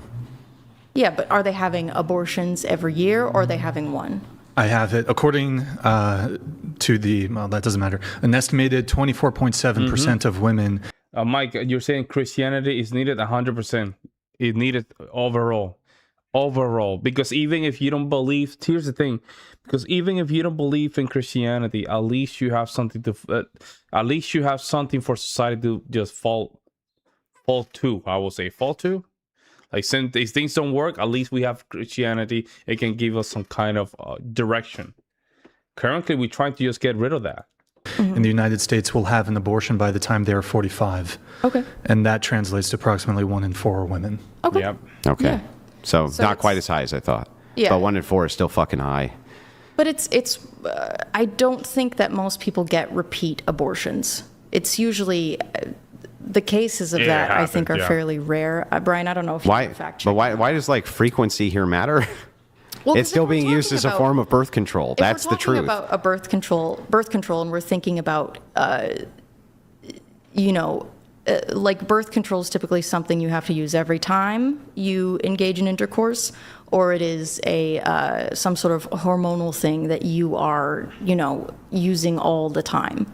What I'm saying is that abortion, it's this idea of it as like comparable to the pill or to a condom is... well, it's comparable only in the way that it's being used as a form of birth control. Mm-hmm. Yeah. Yeah. I mean, yeah, I guess it's preventing a birth, sure. Yeah, so it's comparable to birth control because that's what birth control is doing, preventing a birth. Yes, but it's a painful, traumatic process that most people do not want to undergo. It's like a last resort, But it happens. Yeah, and as a form of birth control. Sure, so that's, and the most common forms of abortion are forms of birth control. So the thing is like almost all women have an abortion not because they're SA'd or because of incest or their life is at risk, but because they use it as a form of birth control. Correct. Well, it's because the birth control that they were using failed, typically. So now they use this other form of birth control. Yes. I think we're saying the exact same thing here. Sure, I don't feel yeah. like we're even speaking past each other. So the thing is like, that to me that's fucking insane, first of all. Like, why would you even want to advocate for a society in which female hormonal birth control is even a thing anyway? It fucks women up. Like, it fucks them all up. I mean... it makes them all mental and fucking crazy and fucking retarded. Lesbians. All kinds of shit. That stuff makes them lesbian too, because it's just messed up with your hormones. So they make them like lesbian and stuff like that. That's why a lot of females that play basketball, I think the last statistic that I checked, I think 95% of females that are in like professional basketball, they're like lessies. Micah, you said, how could women, in my perspective, the most caring species in the world, can be for deleting children? That's the question that everybody is asking. The most nurtured species in this world is fighting for the protection of supposedly right to create a living thing. We all asking the same question. It really depends on the woman. I do think that hormonal birth control, by and large, horrible. But there are women who, when I was 14, sorry to TMI, but I got my period and I got it for 2 months straight. And so to fix that, I was put on birth control for a while to balance that out so that I was not bleeding every single day of my life. And then I was taken off of it. There's women with like PCOS. Maybe we can find common ground here. Hang on. Maybe we can do it this way. You want women to not have to have unwanted births. Yes. That's what you're after, right? Yeah. Okay. I think every child should be I propose that if you take away birth control, hormonal birth control, and you take away condoms, that women will actually have less unwanted children because they'll have less sex.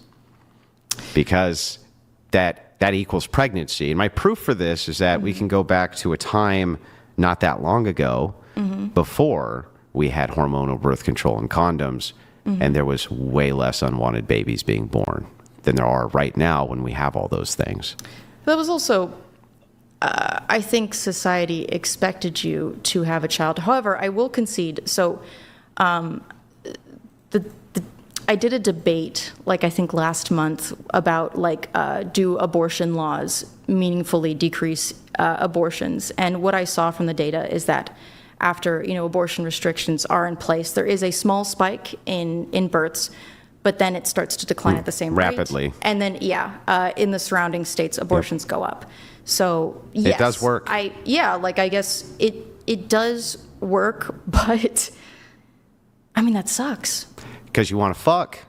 Well, I mean, okay, you're a married man. Yeah, but I mean, here's the thing. Presumably you don't want, 10 baby Wilsons running around. That's a lot of mouths to feed. Oh, sorry. Like, presumably, married couples don't want to be at risk for having children all the time, especially as a woman grows older and the risk to her body becomes more extreme, where she could miscarry or, die in the attempt, right? Like, wouldn't we want birth control to be accessible? I mean, there's other alternatives, right? Guess the pull-out method could work. No, there's other alternatives to that too. Like women, if they've had 4 kids, they often have their tube tied, right? Yeah. Oh, There we yeah, go. That's fair. pretty common That's because very their health common. is at risk at that point. Yeah. Or there could be a The father could get possibility. the vasectomy. Yeah, I've had 7 children. They have a vasectomy. Those frowned on in religious practices, right? The tube. Really? Yeah, of course. But the tubes being tied, though, that's not right. That's for the health Interesting. and the welfare of the mother. So it's like there's other alternatives if you want to stop having children after you've had them. But the most common way in which we could probably reduce the number of unwanted pregnancies is to stop fucking each other. Oh, well, and then the amount of children. Well, I mean, sure, why not? But I also think that there will be more STIs spreading, There'll which be less. is not good. How could there be less or more STIs if there's less sex?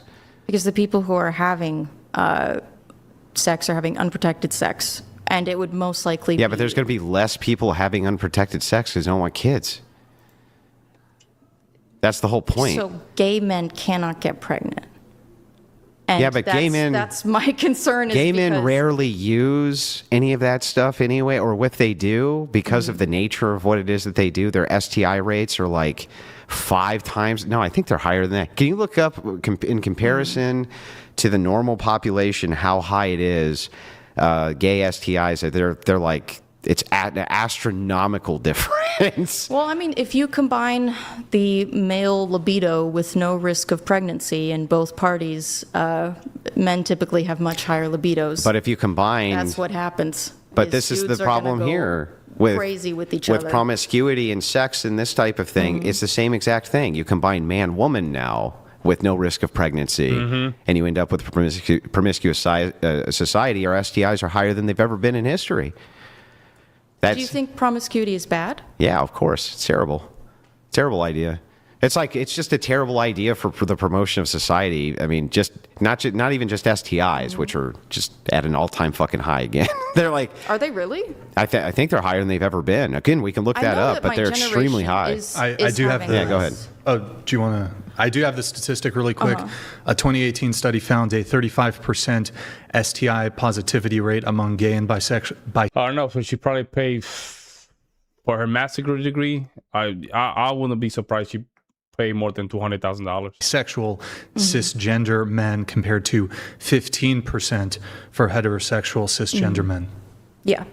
Way fucking that makes higher. sense. Yeah, Way yeah. higher. And of course, like I said, it's because no risk of baby, 2 men with very, very, very high And then can you libidos, check there's on gonna be the STI if the STI rates on the general population have been Can we make steadily sure increasing? it's by age, though? Because I do know that there's like STI booms in elderly homes, like senior citizen That's because they're homes. being sexually assaulted.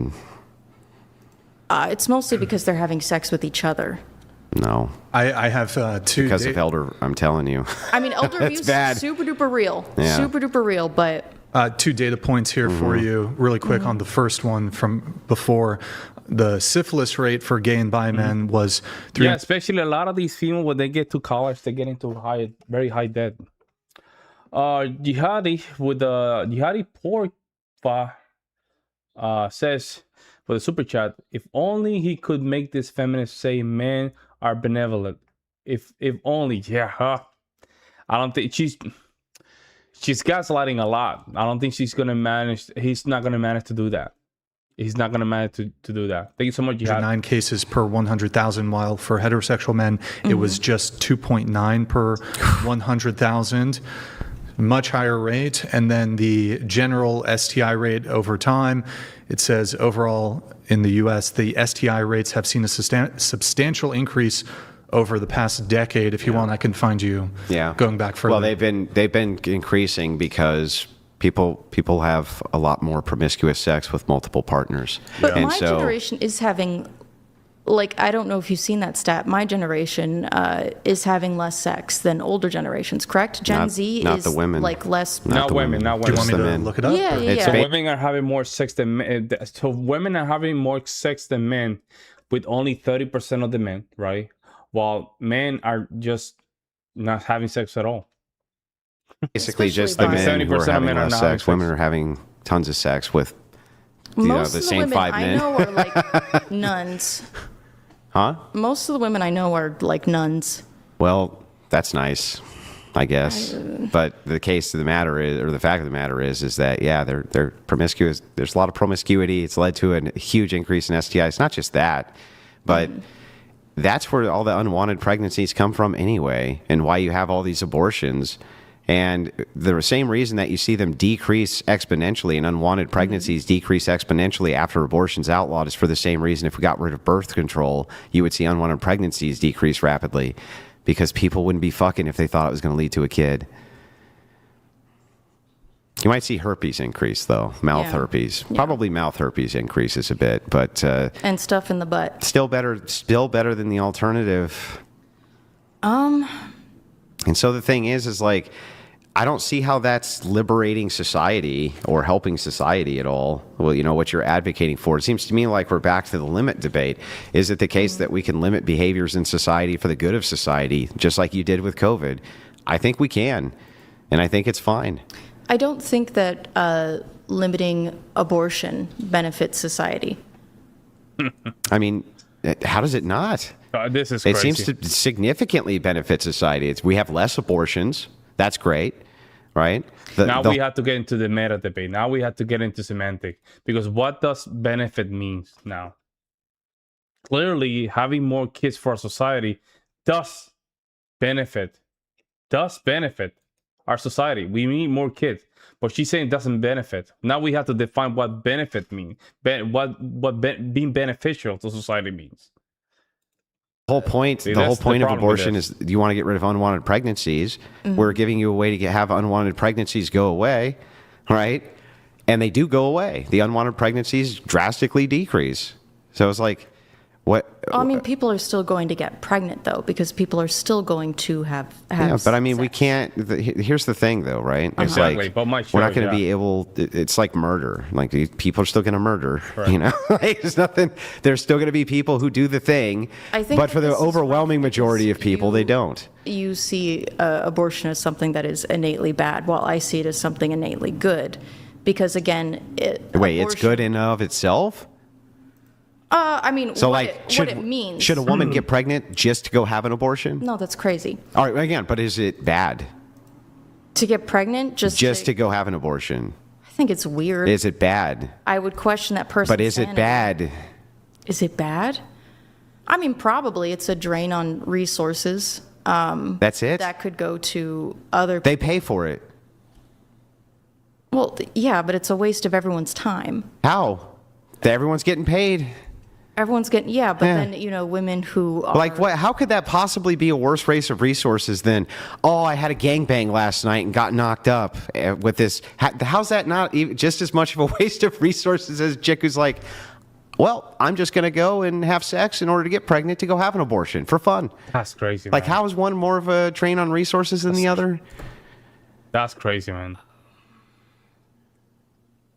Because one of them is crazy. I don't know. This is. They're There you go. both fucking- She's literally saying what I'm saying. It is insane. It is insane. Crazy. They're Have you both heard- fucking crazy. Have you heard of women intentionally getting pregnant to have an abortion? Because I don't know if you know No, this. I don't. But, I don't. But that's not the point of the medical question. abortions are. Yeah, but the point of the question painful. isn't to determine if It's there's. like breaking your leg to go to the doctor. Yeah, That's weird. Yeah, That's okay, an insane. That's person. great, but Yeah. that the point of the question is like you said that they're just inherently good, and it's like if that's the case, then if a woman just got pregnant to go have one, she's doing something good. No, that's they're- not what I mean. then they're What not I mean is, inherently like, good. What they provide for women. No, you in the sense that it provides our. you just mean the outcomes are good. Yes, the outcomes are positive. Sure. Yeah, Yes, but the outcome is but that which women but which are, ones? Which positive? Because if I can give you more positive outcomes for what you want, which is less kids who are being born that parents don't want, It seems like I provide that society better than you do with abortion. So, like, what outcomes here? What outcomes are better from your view that you're providing that I'm not? Well, again, when I talked about the abortion statistics, abortions did go up in surrounding states. So that's again, because they were legal there. Come on. Well, yes, but what I mean is that the people who were having abortions in those states left to rather than get them in the state where it's illegal. No, they didn't. They got more abortions. So only some did, and they still ended up going down, right? No, abortion rates went up, I believe. Where? Only temporarily, and then dropped. No, birth rates went up temporarily and then dropped. Yes, birth rates, yes. Yeah. So unwanted births. But in the surrounding states... Yeah, they go up. Abortions did go up. Yeah, but they don't go up by the same amount as the predictive abortions in the state would have been. So, like, let's say the state had 50 abortions a day. You don't see the state next to it now increase by that same 50. You might see an increase by like 20 or 15 a day. You know what I mean? That's more realistic to what it is. So it does reduce abortion and it reduces unwanted pregnancy. And the whole idea of abortion, from your view, is getting rid of the unwanted pregnancy, I thought. That's the point. So if we... Hello, Mike. You say she's stupid. Can I recommend a video? I know, but I'm reacting to this video. The stream is about this video. You know, I know she's stupid, but listen to Andrew Wilson's argument and learn from this. I know it's hard. I know it's hard to listen to her stupidity, but Andrew's going to cook her. Andrew's going to cook her so bad that she's going to flip out. We have a way in which we can have... It sounds like you just basically are like, I just want people to be able to fuck. That's what it sounds like. Yeah, that's what it is. I mean, I think it comes from a place of understanding that people will fuck. But they don't, though. They don't seem to. It seems like if abortion's not available to them and unwanted pregnancy... right, is still not there, the birth rates are not increasing, then how do you account for that? Do we want a sexless nation?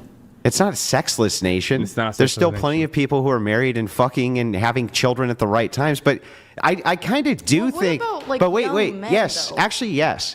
Do I want a nation in which promiscuous sex is gone? Yeah, kinda. Like, what? Can you tell me what's great about it? Tons of STIs everywhere. The STI rate increases, right?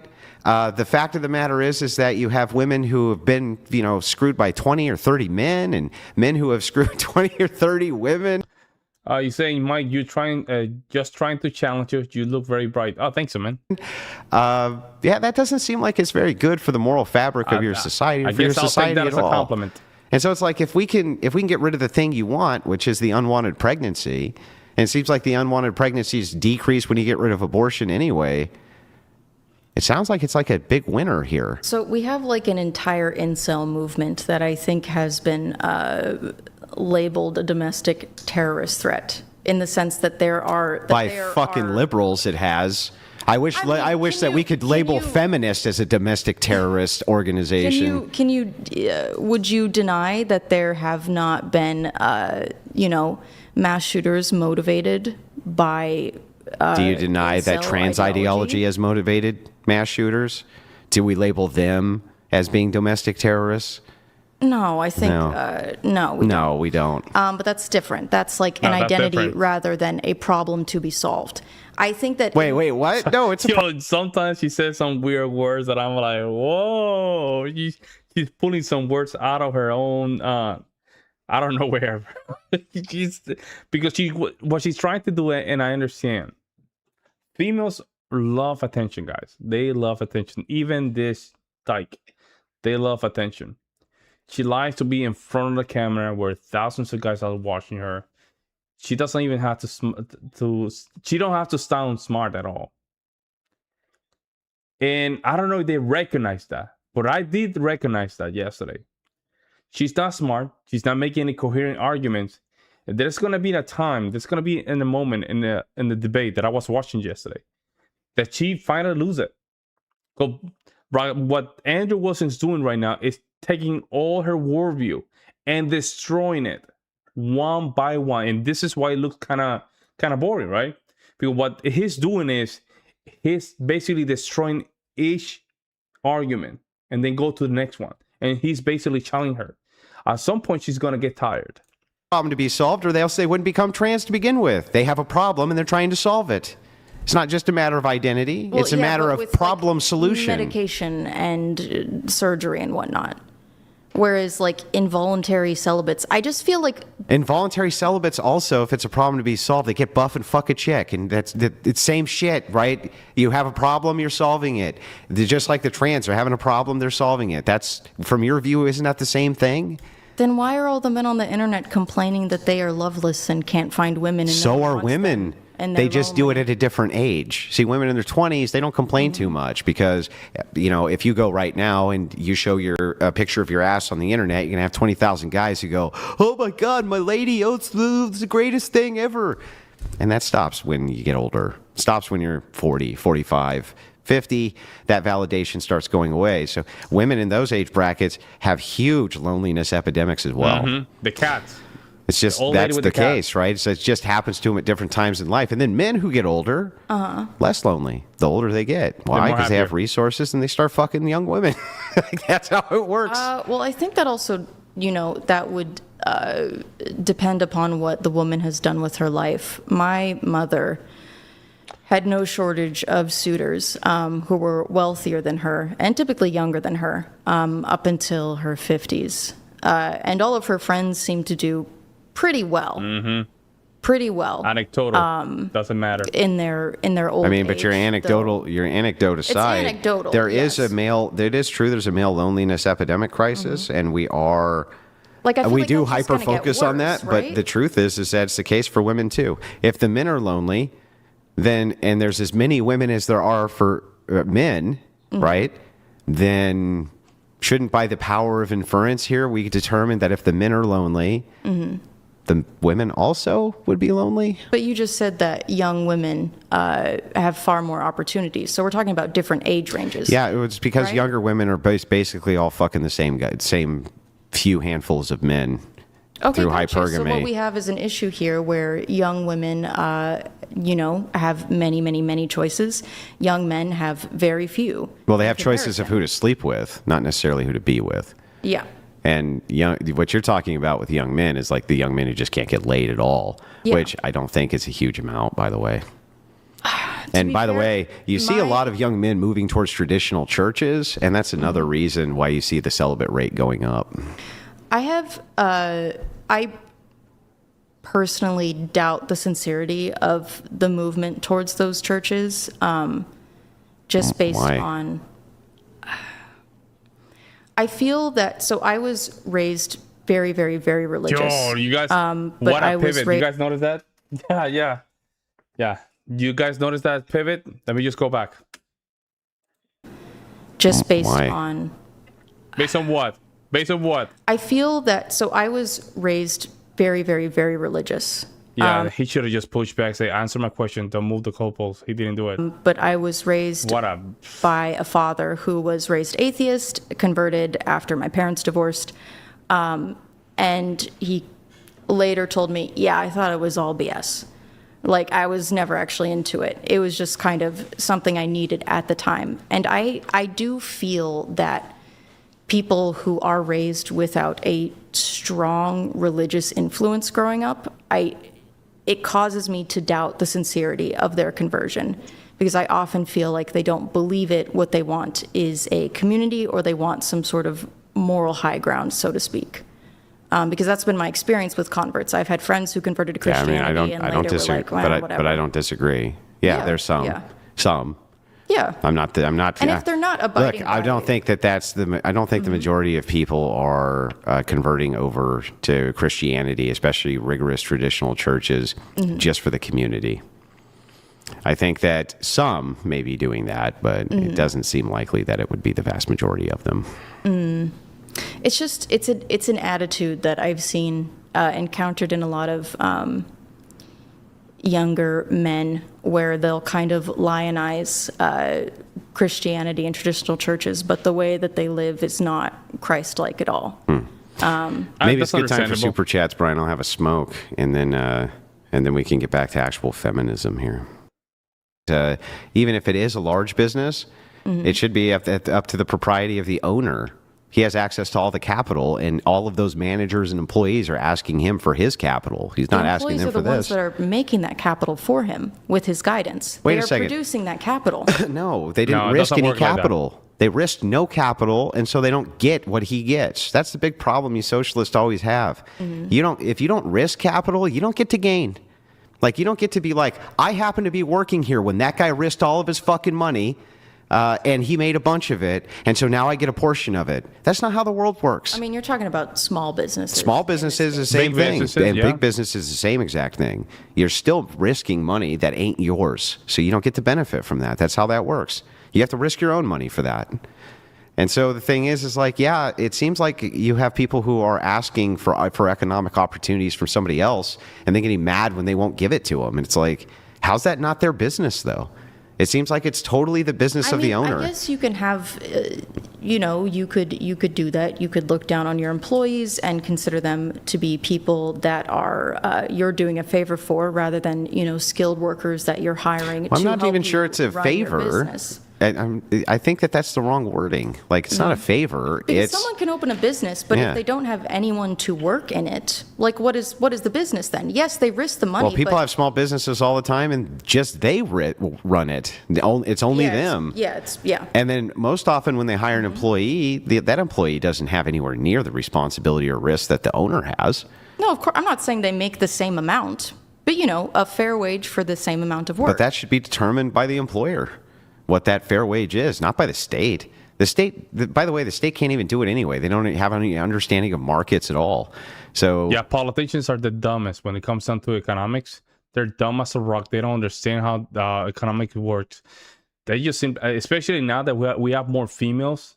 Even if females politicians that are conservative, they're equally as dumb.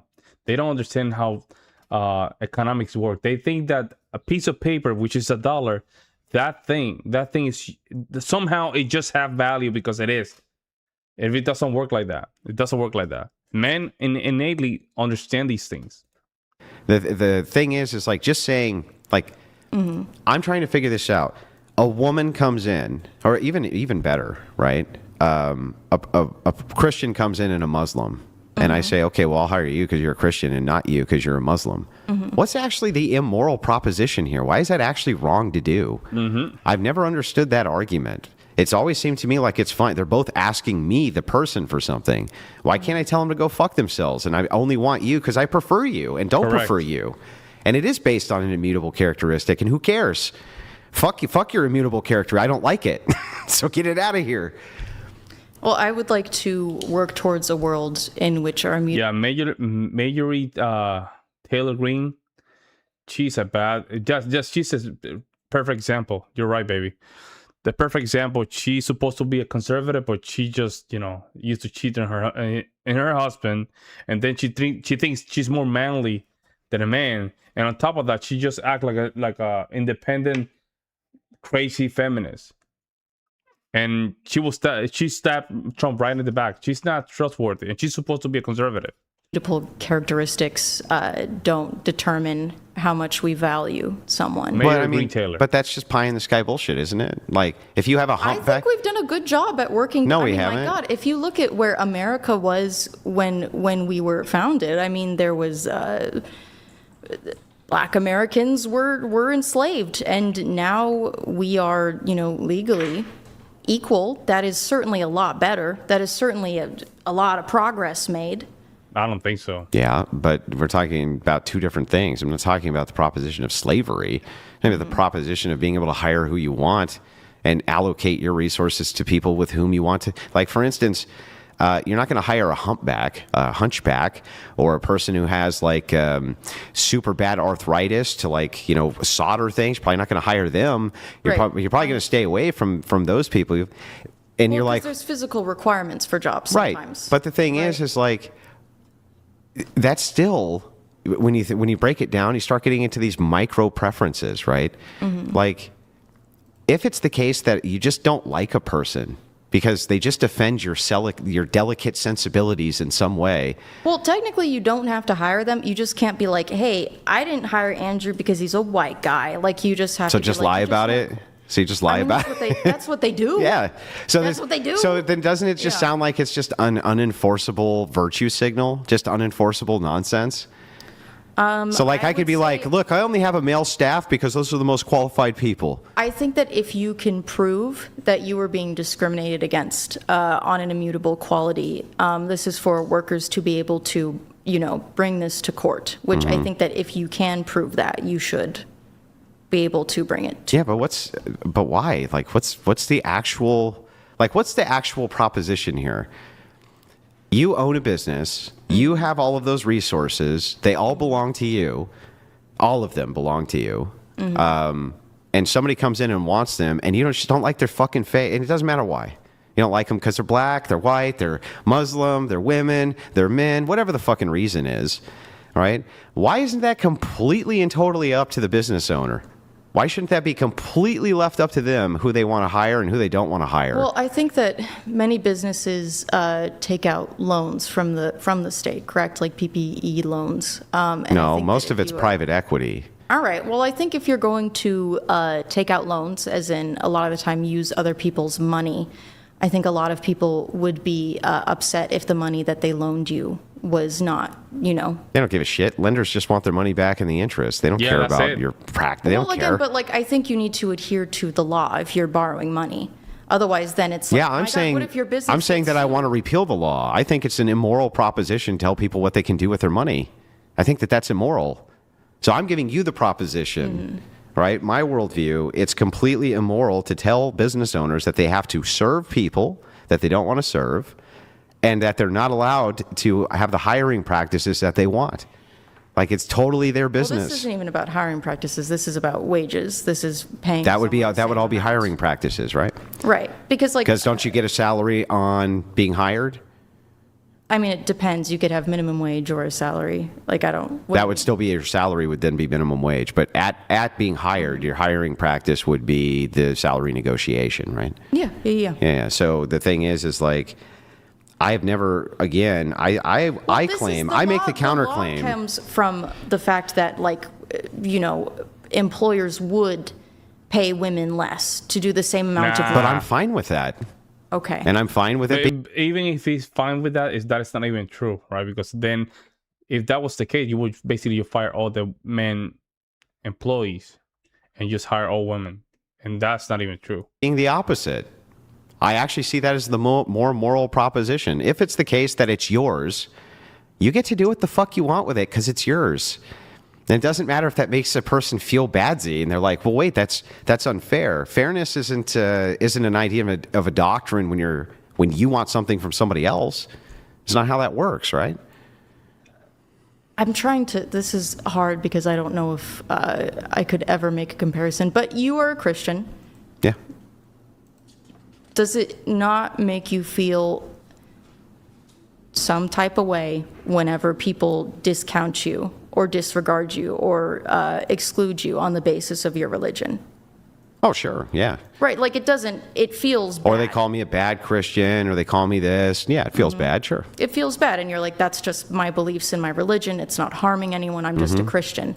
Like, it's the same feeling for race and gender. It's like, I'm a competent worker. Why am I not being paid the same amount? Like, The difference is that it doesn't matter if it hurts my feelings that a Muslim says he won't hire. Well, work your ass off, and you might just earn a little bit more. Like these people, it's like these people are so egalitarian that you want literally men to work their ass off and not get paid for all the time that they work off. Do you want that those people that work their shiitake off, all that money that they earn, to spread it to the community or the people working in the company?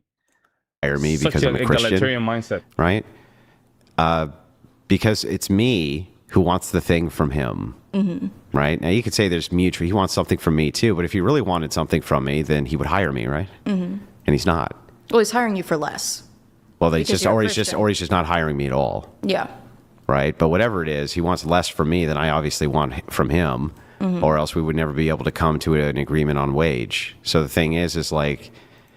It seems like a much more moral proposition to me that you get to determine that if a person has their own private equity and resources and don't want to pay Make you sure you less guys like just because you're a woman, and also that support seems like it's their business. the stream with the super chat.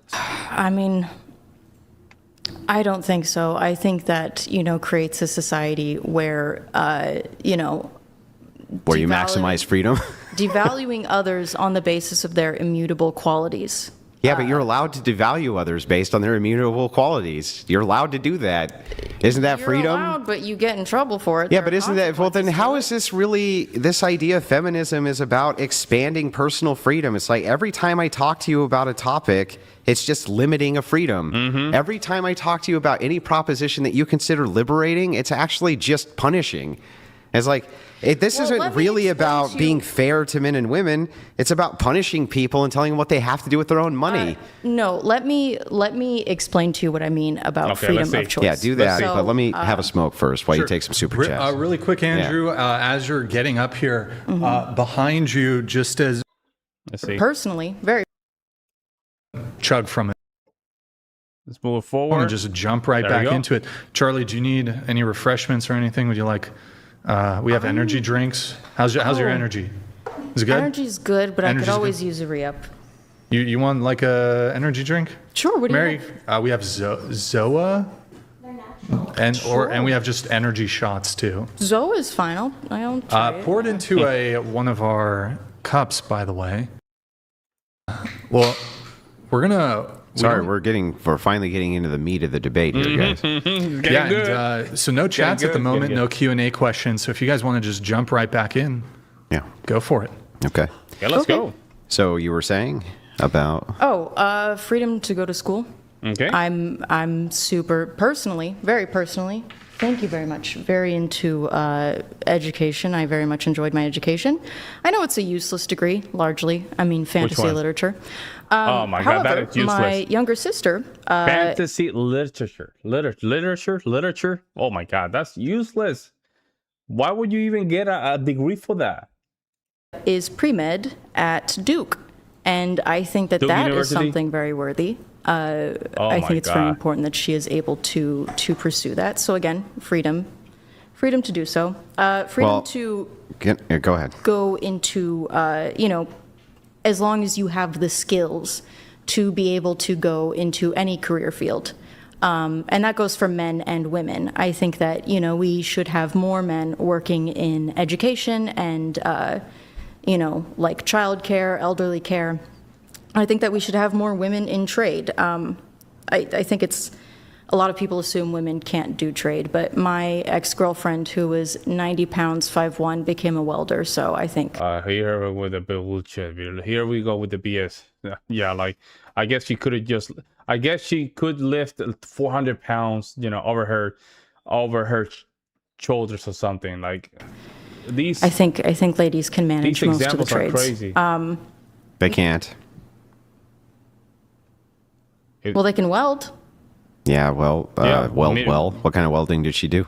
Into the mic, by the way. Oh, I don't remember. We broke up ages ago, but she was starting her apprenticeship. She was starting her apprenticeship. According to my mom, who kept up with her, she finished it. But I never Does she work as a inquired. welder? I don't know. I haven't talked to her in years. Yeah, I think that that's a bit of pie in the sky. I guess my counter argument to all of these is that basically every proposition you give me for what you think is expansion of freedom, which according to your definition is what feminism is for. Can we read the definition again that we agreed on real quick? I think it was feminism equal egalitarian equity and the removal of patriarchy. That's just what I wrote down. And you think that the point of feminism, though, from your view also, is to expand freedom for people.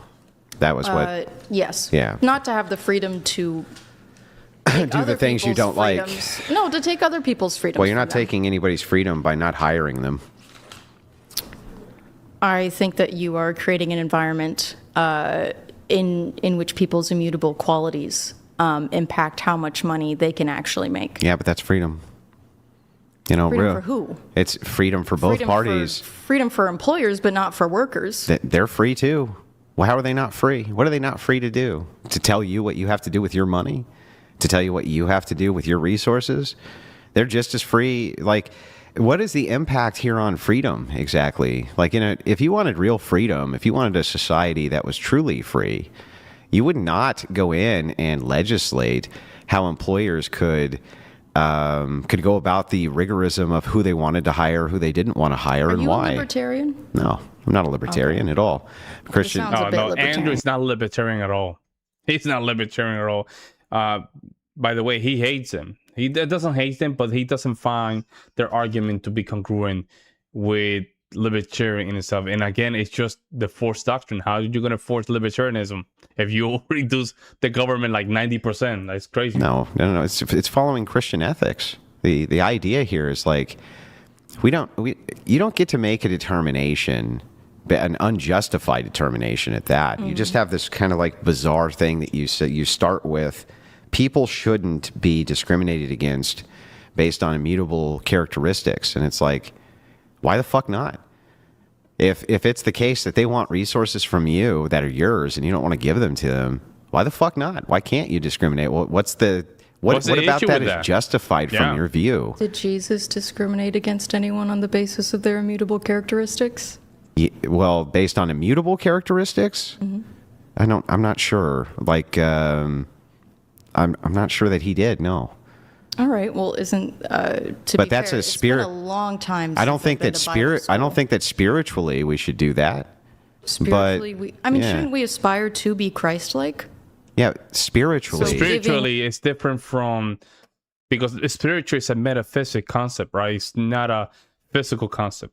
When we talk about religion and spirituality, we have to always remind ourselves this is a more metaphysical aspect of it, right? But don't tell me that you're telling me that a drug addict that wants to just come to my home and clearly want to do harm, I should not discriminate against the guy. Come on. We have to be Loving, real. Yeah, sure. So It's let's go like to the money reduce our changers and judgment. whip them, and let's go tell prostitutes to stop being hookers. Can we do that?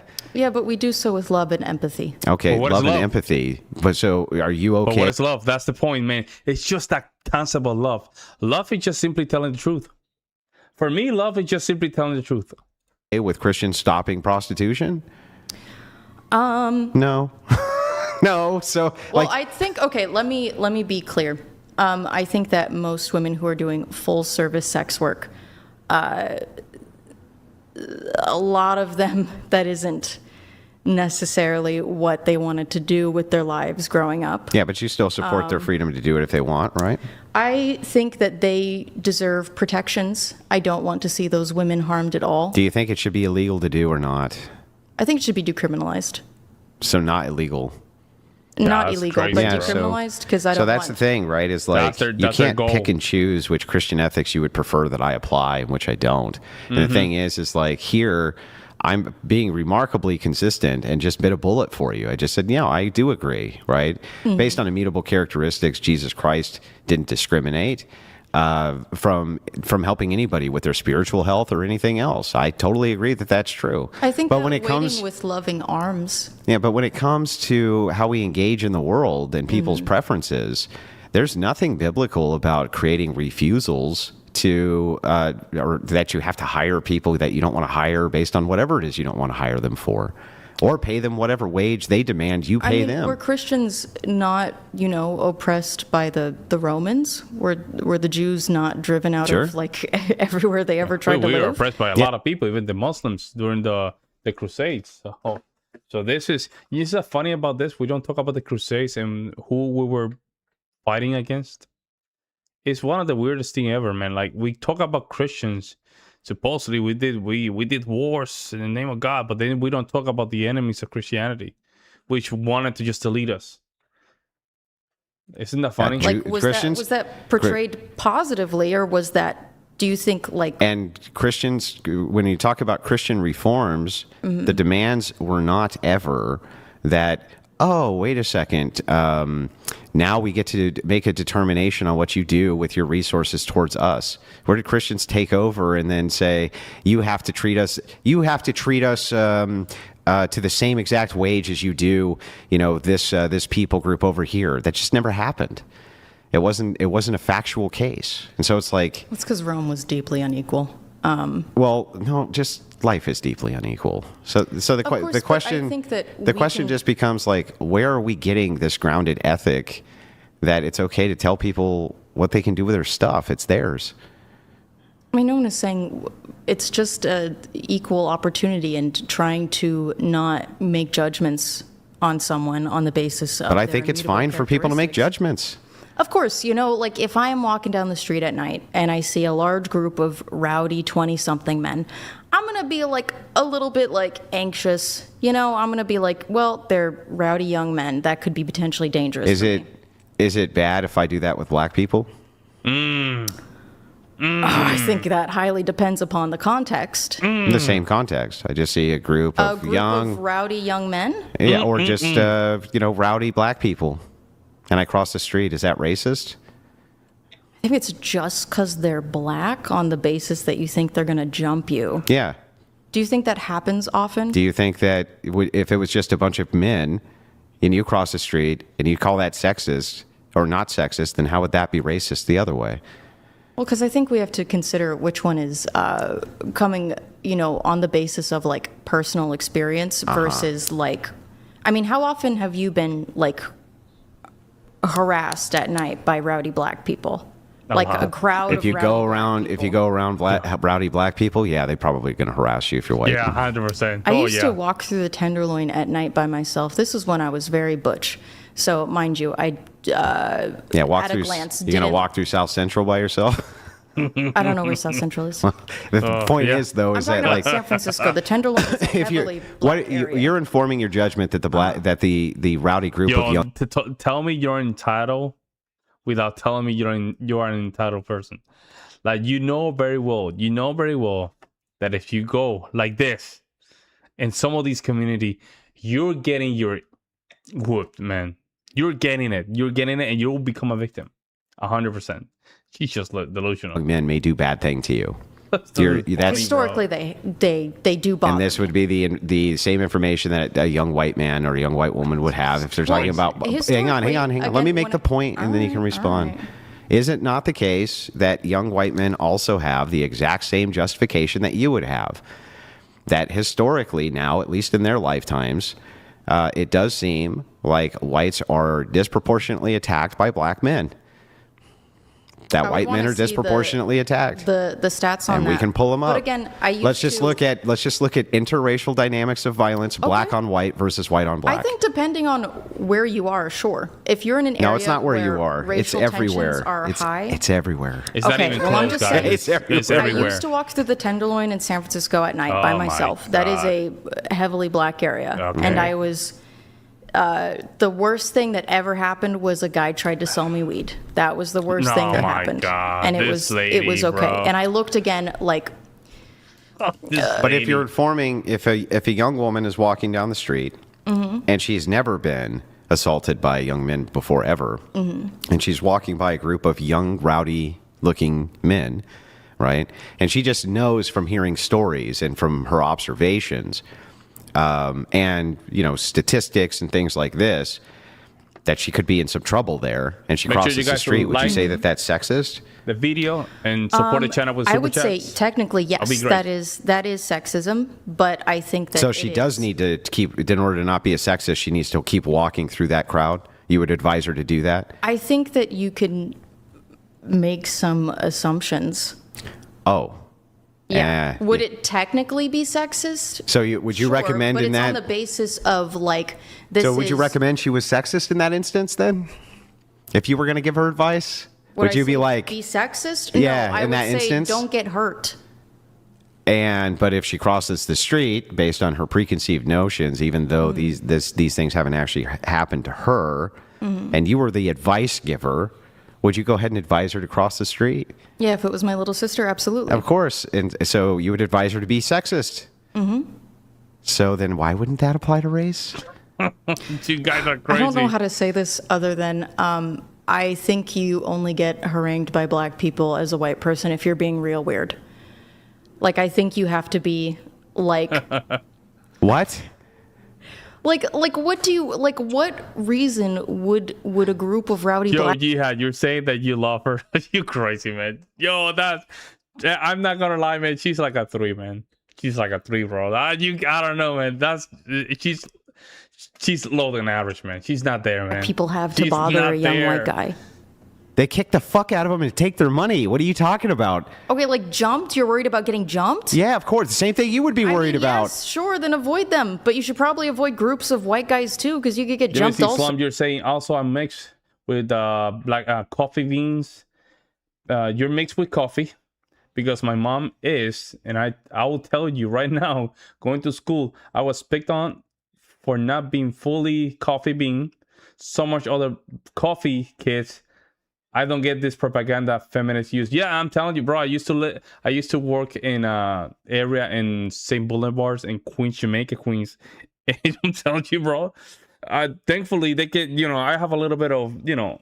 I've been around the block, and they can feel that I I can throw hands, but coffee beans, I have to say, that's the word, bro. Yeah, y'all need to lock in. Coffee beans, you know what it is, right? Coffee beans and snowmans.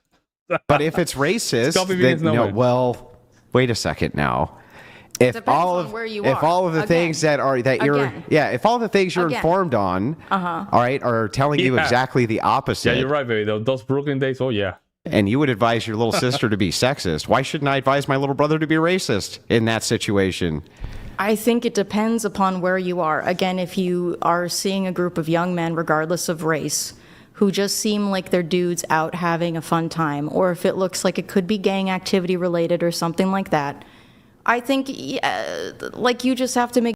Yeah, the coffee bean, yes. That was my wife's idea. She's very good with stuff like that. Coffee bean. Judgment calls there. And that can be regardless of race. Is it racist to do?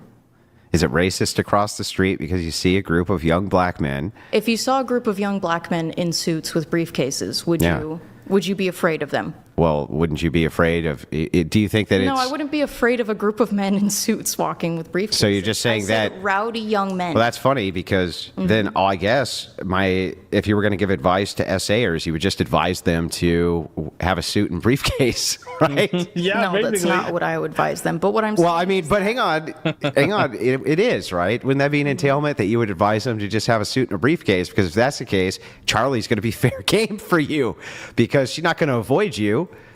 I would assume that there would be less danger if it's a group of sober businessmen. Yes, I would assume that they are less likely to assault me than a group of young men who are drunk and rowdy. Don't you think that the people who have the most resources to like kind of beat the rap might actually be the most likely to do that? Of course, but again, if we're talking about street harassment, it's probably not going to be from business. They're like molesting their secretaries or whatever. It's not. Yes, I don't know. It seems like we're saying the same thing. You would advise if it was a young group of men, your sister to cross the street, and if somebody advised that it's a black men and advised a little brother to cross the street based on all of the experience data that they have, I don't really understand. I still don't really understand the distinction. Because one is based on the fact that women. You see how she's losing it, guys? You see how she's looking it, bro? Andrew, look at this. Andrew is killing her with the arguments, man. Metaphorically, YouTube, metaphorically.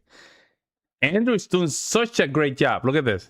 I don't really understand. I still don't really understand the distinction.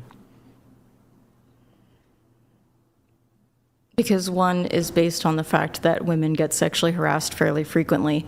I don't know. And the other one is based on the fact that there's interracial violence fairly frequently. Okay. He's so good. 13% of. All right, we have here Ksenia with a super chat. Let me just do like a little, soundboard. You're saying, thank you for the support. She's losing the American population is black. Baby. And regardless of how far we've advanced, most populations are not mixed. Most areas are still fairly segregated. What are the chances of white guys experiencing being assaulted by black men to the same degree as women being assaulted by men? Why would it need to be the same degree? Because I think if it's a low chance, something that's probably not going to happen, that's different from something. Well, how low of a chance? How low of a chance before I'm not racist when I cross the street? Does it need to be? Like, how low of a chance does it need to be before I'm not racist for crossing the street? Like 1%. But even then, I don't think like that'd be 1 in 100 times you Your see chances black of guys out in getting your public. chances of getting essayed by a group of men is way less than 1%. Or sexually harassed, or just Way less than It's 1%. very low. It's very way low. less. I'm going to respectfully disagree.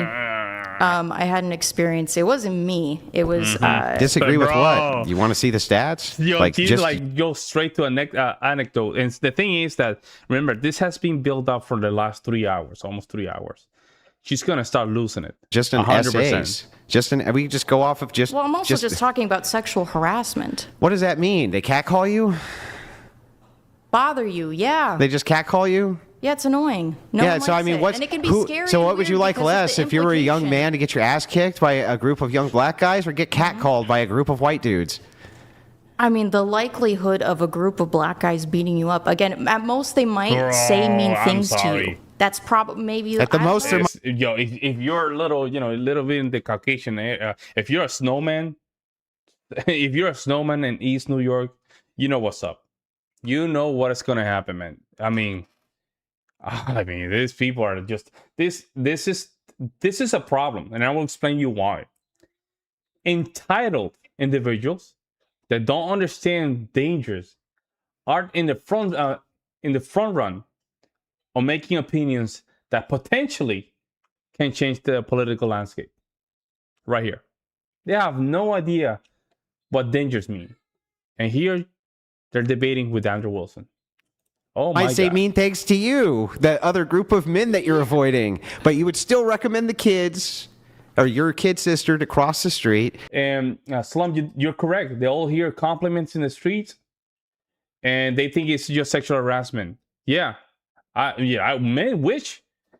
Men will wish having some kind of compliments in the street. They wish. To engage in the sexism. And yet, for some reason, when somebody uses the same argument from the racial lens, you're like, no. And it's like, that's a very inconsistent Because position. it's not based on reality. It is based on reality. What reality is it not based there's on? Not, I do not hear of like interracial beat ups. Like, do you have any statistics God. Yeah. on the likelihood of white people being beaten up by black people? In comparison to the other way around, strap she's gonna yourself get in. on. I was she's gonna get trying to on. find something earlier, but it wasn't coming up. But so basically, you guys just want me to look for white on black crime versus black on white crime. Yeah. Okay. Or at least Assaults. like, Give me a few moments to Okay. find it. And look at Yeah. the essay stats, interracial essay stats. Yeah, And then it's- you tell me. why interracial? Well, what, because 12% then more? I would Something think like that in order to be consistent, you would bite the bullet that you would tell your little sister if it was a group of young she's- black men. What she has is what we call a bigotry of low expectation. Very well known back in the 2015s and the 2014s, and went away a little bit in the 2020s. But what she has right now is the bigotry of low expectation. That's what it is. to cross the street over if it was a group of young white men, just based purely on the statistics of which one's more Hey, likely Slum, to assault you, I'm right? glad, man. I'm glad that you didn't get brainwashed. Well, women are most likely to be victimized by men of their own race. Which is why we're looking at what data point here? Interracial. Okay, well, why are we looking at interracial? Because if sexual one You is brought it much up. more likely I'm to talking assault about you men than of the any other. race, a woman of any race, and Let's a group of men go. of any race, versus you talking about a white person. Yeah, versus do you know a group what? of black Can you tell people. me what per capita means, Charlie? No. No. Okay. I didn't think so. But anyway, let's move back to this. I'm glad you had it. So it's pretty simple. Pork farmers. Okay. Do you want to tell That's me? a crazy nickname. Yeah, per capita is Oh, just username. when you isolate for a segment in order to adjust for the percentage against the whole. So it'd be something akin to this, right? Okay. Let's say you had two black men and you had I don't know, 8 white dudes. Okay, so for a total of 10, right? 10 represents 100% of all of these people in this people group. Okay, and you have 4. You have 4 of the white guys who commit crimes, right? Like SA. And then you have both of the black men who commit SA. If you're trying to determine which out of the people group committed more SA, would you then adjust? So we have a new membership from Jihadis, the 5 membership. Thank you so much, man, for that. I really appreciate it. Then we have, again, we have Ksenia, my wife, helping me here with a super chat. Ha ha ha. Love you soundboard. Thank you so much, baby. For the 2 black men, because that's now 100% of black men who are committing SA, or for the 4 white guys, because now that's only 50% of white men who commit SA. So it would be like relative to Thank you population so much, size. man. That's what you're per saying. capita. Thank you. Yeah. So it's super important to understand this, No, right? when it Because comes to even if sex, it's the case that most SA crimes happen within your own race, that could very well be true. What you'd really be looking at, though, is the per capita percentage. Sure. So, Yeah, let's get that then. Yeah. Still working on it. I'm not finding any. But if it were the case, I just want to know, if it were the case that interracially they attacked white women far more than white men attacked black women, then wouldn't you give the advice to your little sister to cross the street? Yeah, if that was a thing that was happening, where sure, like black men are just out there hunting white women like animals, I guess I would. You see, hang on. Did you see how you just characterized that with a terrible straw man? Did I say anything about black men hunting down white people like animals? Essaying. Did I say anything You about said them hunting? Essaying white women. Did I say anything about them doing that? No, but the implication. No, so you just made there's no implication of that either. Just an implication. The implication is of that the black men are sexual predators. No, the and implication is only uniquely violent. What? Okay, how is that implied? If it's the case that more black people do commit more R crimes than white people do, how is that anything other than a fact? Well, it's not a fact. It is a fact. It's not. Are you And sure? we also have to test for. We have to consider convicted for. Oh, Like it's you even. said, like I said earlier. It's even worse. Like I said earlier. It's so much worse, Charlie, than you think. It's so people much. going innocent. no Charlie, idea. it's worse than you could ever imagine. What do He you has mean? no idea. You're about to find out when Brian pulls up the stats. It's worse than you could ever imagine. Okay, well, will you concede that not all convicted sex criminals are guilty of what they have done? Of course. Okay. But Is will it you not true concede? that we have a justice system? Well, hang on. But will you concede that most of the people who are convicted of the crimes that they committed those crimes? Because I'm not sure, actually. Well, then what's the point of things like judicial review? And what's the point I of think things that it would like? What's the depend- point of things like that? What is the point of doing all of these audits? What is the point of all the studies and things like this? If crime itself was not mostly being placed in its proper categories and people being convicted for the correct Do you think crimes? people experience more outrage when a member of the out group assaults a member of the in group versus when a member of the in group assaults a fellow member of the in group? The out group. Right. Like I think that people in general are going to be far more upset about a black man essaying a white woman than they would be about a black man essaying a black woman. Okay. Right? Let's just So grant again, it. if Sure. we're looking at convictions, there's also a history of false accusations, against black men by white women. That is a fact. That has happened. Mm-hmm. So I would also consider that as well. Yeah, I mean, throughout the entire historic standard, sure, but like just the last 10 years, no, there's not much of that. All right. Not much in the way of false accusations going on there. Things like DNA, we have DNA testing. That's the big one, the DNA. But a lot of rape kits don't happen. A lot of cases don't have rape kits involved. So don't trust in them. women? Or should we believe all women? I think that you can believe victims, but I think that you can also account for, You know what? like a pattern of racism So don't believe in the it? justice system. So don't believe all women? That's not what I'm saying. What you're saying? Well, what I are you don't I saying? think that you should. Should trust I believe victims. all women or not? You know what? I'm gonna be real with you here. No. Yeah, fuck Okay, no. there you go. I That's think a that you should concession. actively, when Huge someone makes concession. accusations, Huge Yeah. concession you should be here. careful, but you should also Huge investigate concession. because I have seen false accusations fly. Yeah.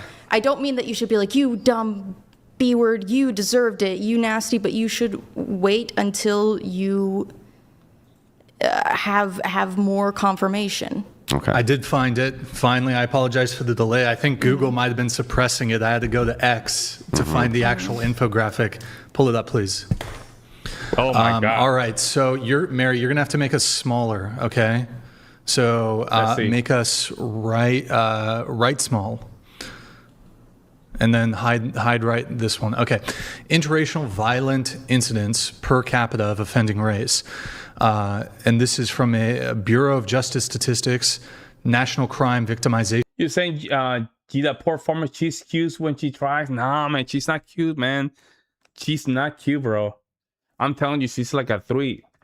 In order for her to even be cute, she had to just work out, make sure her legs are bigger, make sure her face, man. Like, her face are all over the place. Slum, you're saying about this type of argument against my family about George Floyd. They're not gonna listen. They're not gonna hear it. They're gonna get heated. They're not gonna listen to you. They don't want to hear it, man. They're not gonna hear it. Yep. Survey from 2018. Let's see. So white on black there. This is crazy. 30, This is Hispanic crazy. on black 76. Well, I'll just do, okay, so white on black 30, black on white 1,288 versus 30 for white on black. Well, gee, Chuck, it seems like, based on what you just said earlier, if I could demonstrate this to you, you said that you would advise your little sister to cross the street. Do you hold to that? That's crazy, man. I don't know. By the way, this is incidents per 100,000 offender population. Wow. Do you hold to it, Chuck? Do you hold to it? Are you going to advise your sister to cross the street now? Nah, because I think it's white boys that are getting beat up. Oh my God. Oh my God. Can you pull up the interracial Oh my essay God. statistics, please? Sure, Well, again, give we'd me a have moment to- to find it. It's crazy. Oh, this shit is crazy. It's just going to bro. get worse as we go here, Charlie. All right, well, I'm what telling you, saying is it's that just going to get half the worse. This is population crazy, is bro. male, half the population is female. The encounters between, and then 13.3% of the population is black. Yeah, and even less of that is male. It's only about 6% that's male. Yeah. And so, but again, the justice system. Remember that word we're looking for, per capita. Yeah.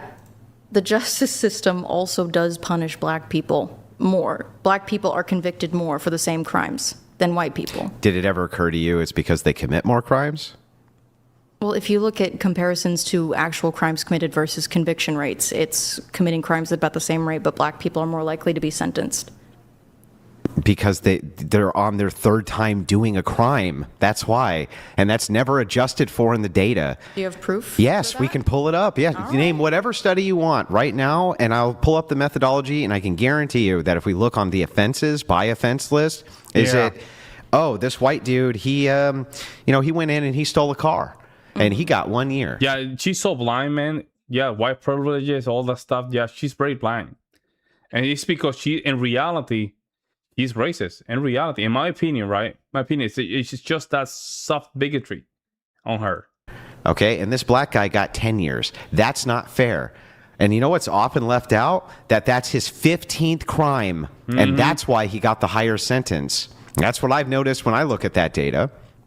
But the thing, I'm willing to look at whatever data you got. I'm happy to parse it out. Well, I but- didn't prepare for this. I know, I understand, because I did not prepare. I prepared for debate on feminism. that is, not but this on- is part But of this is that part of debate it. because it's showing a worldview inconsistency part that you of it. have, which is that men are mean, bad, evil patriarchy. You would advise your sister to cross the street, right, in order I to don't avoid think them. Men are evil, mean, bad. Okay, you're right. I'm That was a looking at- straw man, so let me be more charitable. Okay. You would tell your sister to cross the street when it came to a group of rowdy young men, right? And you say that you would advise her to do that even if she personally didn't have any bad experiences with rowdy young men, just based on experiences you've had and data and various things you've observed.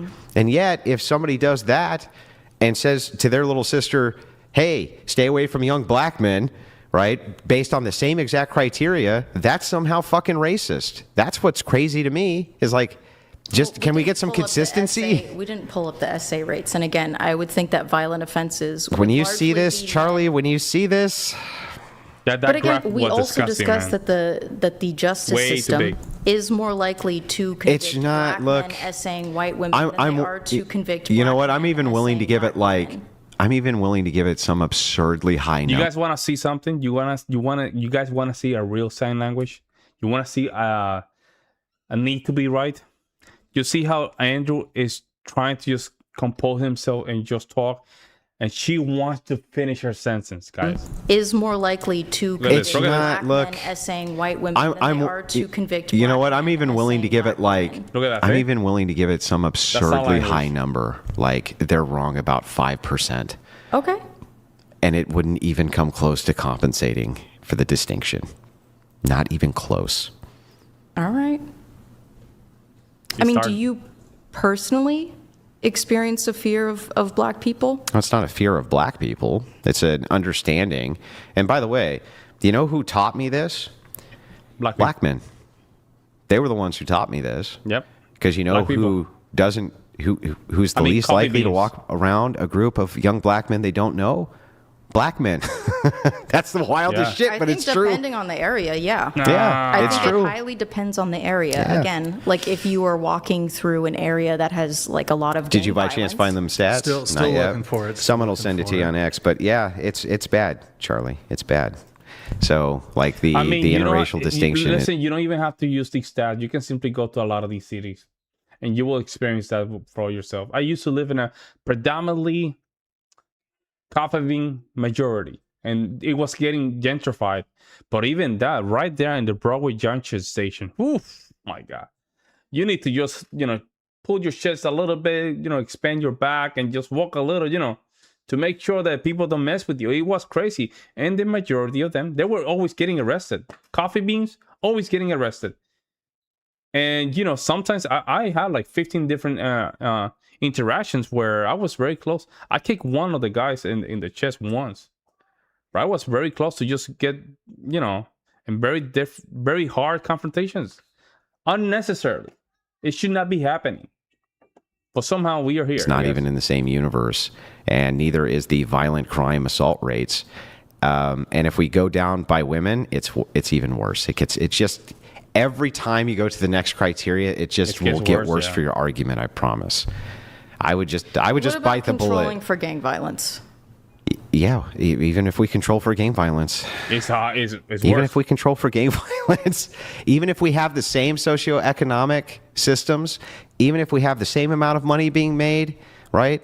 It always seems to be the case that this is the case. That they're convicted more. Yes. Yeah, exactly. Okay. Well, I would want to do my own research into this because, again, Well, in that conviction case, rate. just grant it. If you don't know the stat, just grant it. I'll grant. Okay, because I don't know this topic very well. I will take the word for you. I will take your word. I'll take your word. rates don't indicate Just do it. that someone is doing more of the crime necessarily or is more guilty of it. I think they do indicate that.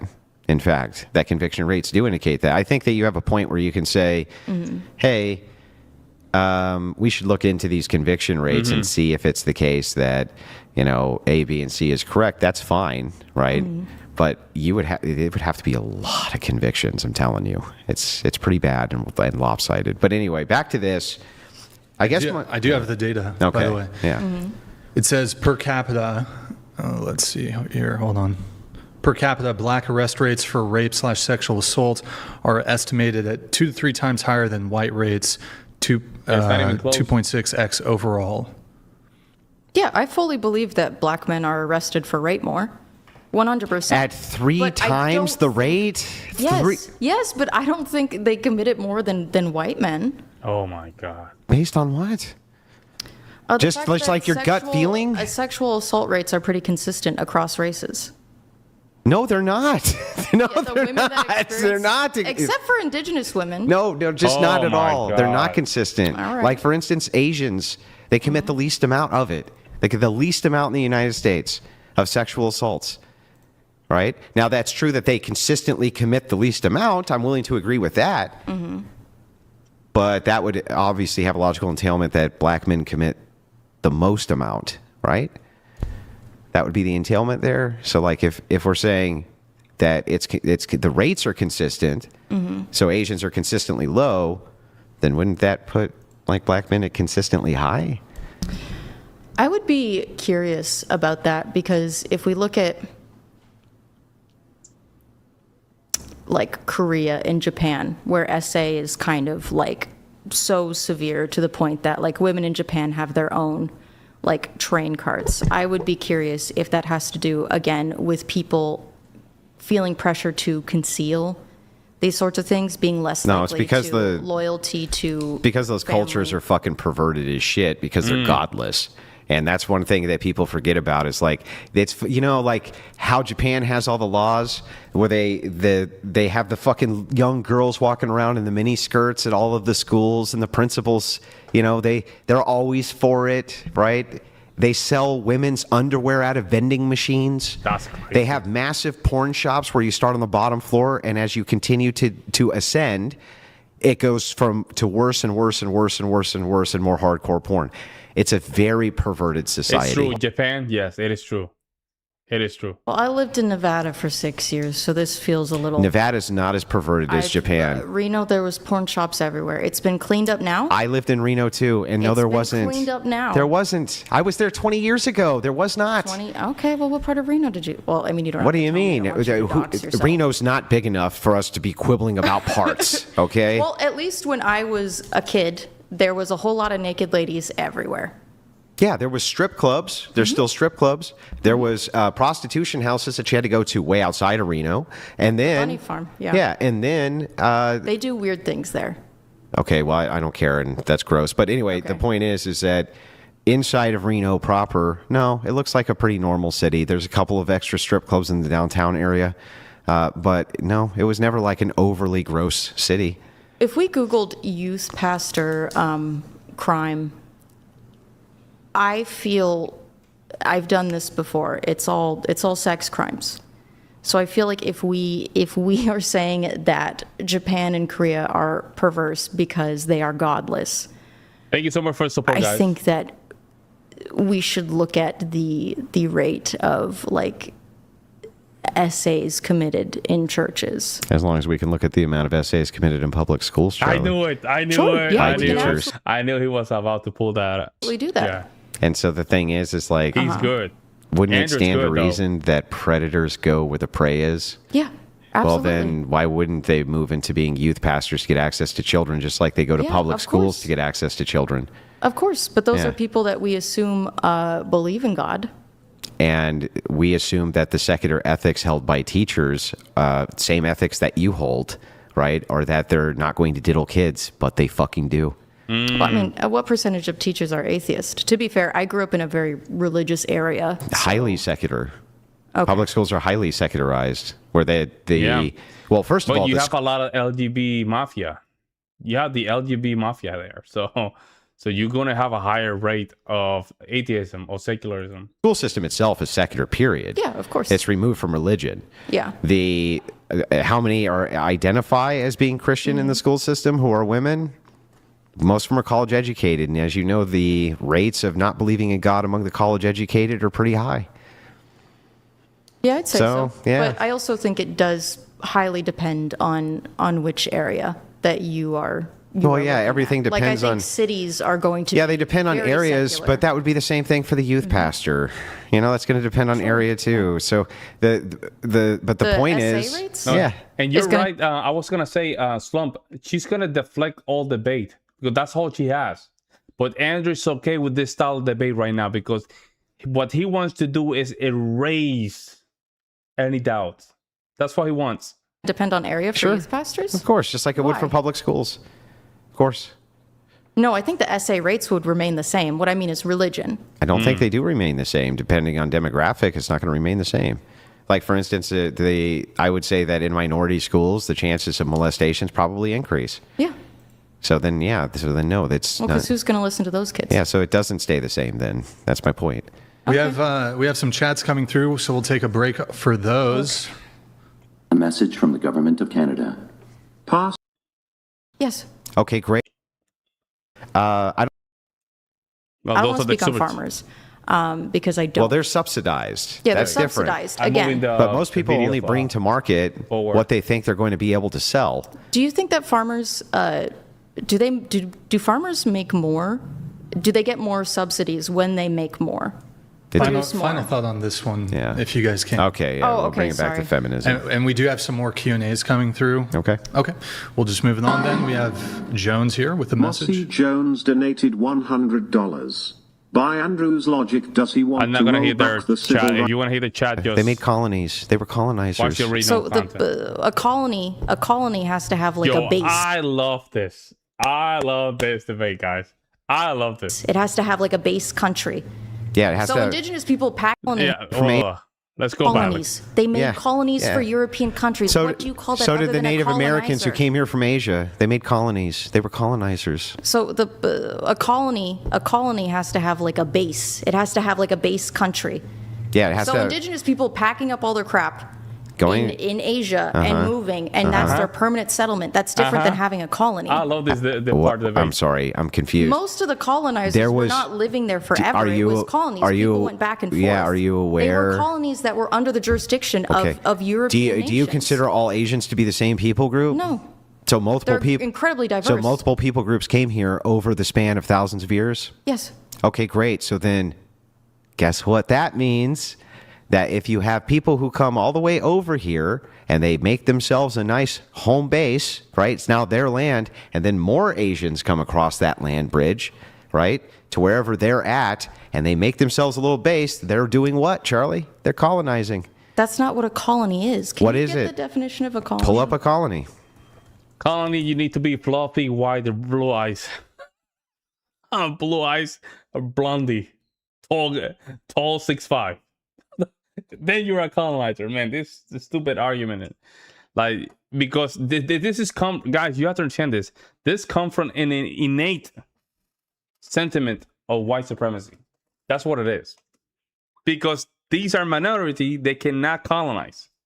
They cannot colonize because they're not blue eyes, 6'5", blonde, snowman humans. Like it comes the argument comes from the premise of white supremacists.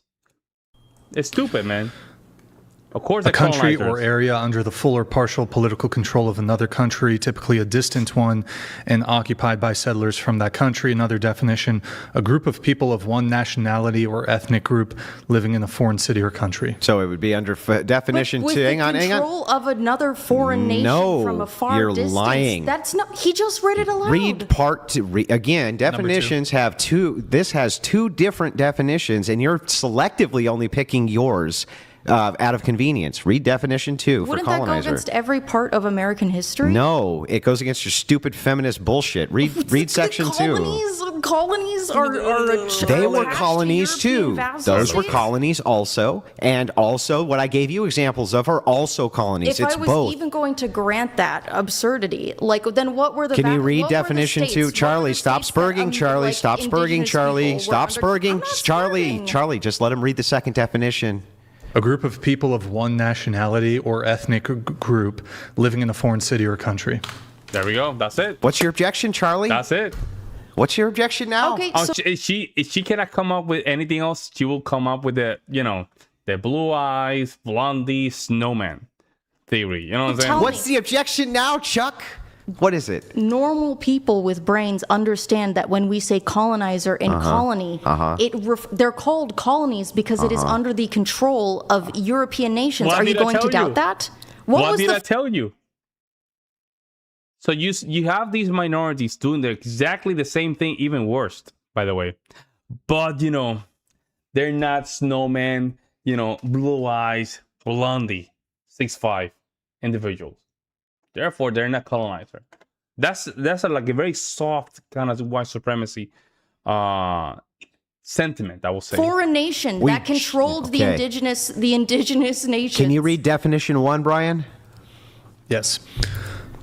A country or area under the full or partial political control of another country, typically a distant one and occupied by settlers from that country. So, Charlie, There we what go. you're talking about right now, you're right. Those are colonizers. And what I'm talking about right now also colonizers. are also colonizers. So, What do you city see? did they settle in? What Do you nation did they see? settle in? Well, if you want to look up the Aztec nations, we can. If you want to look up the The Mayan. cities weren't there until they went there. And weren't then people other there. people came after and settled in those areas and built colonies. And they were not within foreign nations or They foreign don't, cities. yes, they were foreign to them. Yes, of course. Those were not settled areas. They were settled areas. So this land bridge existed between Yes, Asia. I know that there were various, but Yeah. they were not colonizing foreign nations. Well, and foreign according to the lands. definition that we just read, unless you can tell me why that definition's wrong, they were. Well, unless you can tell me what freaking vassal state they were That's not. Read the definition again. What foreign nation they Read were the under definition control again, of. Brian. One or two. Two. A group of people of one nationality or ethnic group Ethnic living group. in a foreign city or country. Ethnic group. You think that indigenous people living in the U.S. they are colonizers, if I were to even grant that, which is ridiculous, in the same capacity that ridiculous? European settlers were colonizers. Okay, do you understand that what you're That's doing not right now ridiculous. is fallacious? It's called equivocation. I literally separated out the two concepts. Both are colonizers. Both. You say only one is. Yet I gave you the definition, right? A legitimate definition for colonizer, which includes you just have to be part of that ethnic group and go to a foreign land that already has people in it, and now you are a colonizer.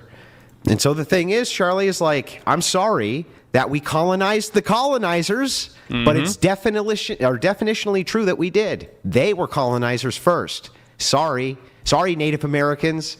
They colonized first. Those and were we, not settled lands. I do not accept this. Oh, they weren't.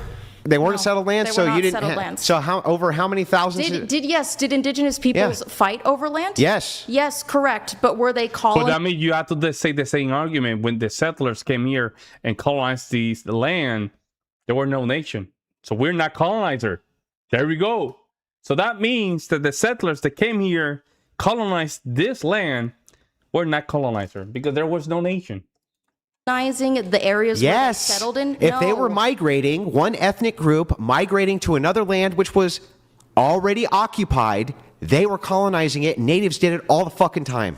Constantly. They moved all over. The Plains Indians did it all the time. The Pueblo Nations did it all the time. The South American, very far South American tribes did it all the time. All they the were time. constantly fighting. Do you think that is the kind of language that the average person would use to describe what the Native Americans did? We don't care about that. Yeah, I think if it was explained to them, they would would, think that yes. they would So it say doesn't that I matter. think they that what's happened colonized the is a US. bunch of you bullshit artists gave us the myth of the noble savage.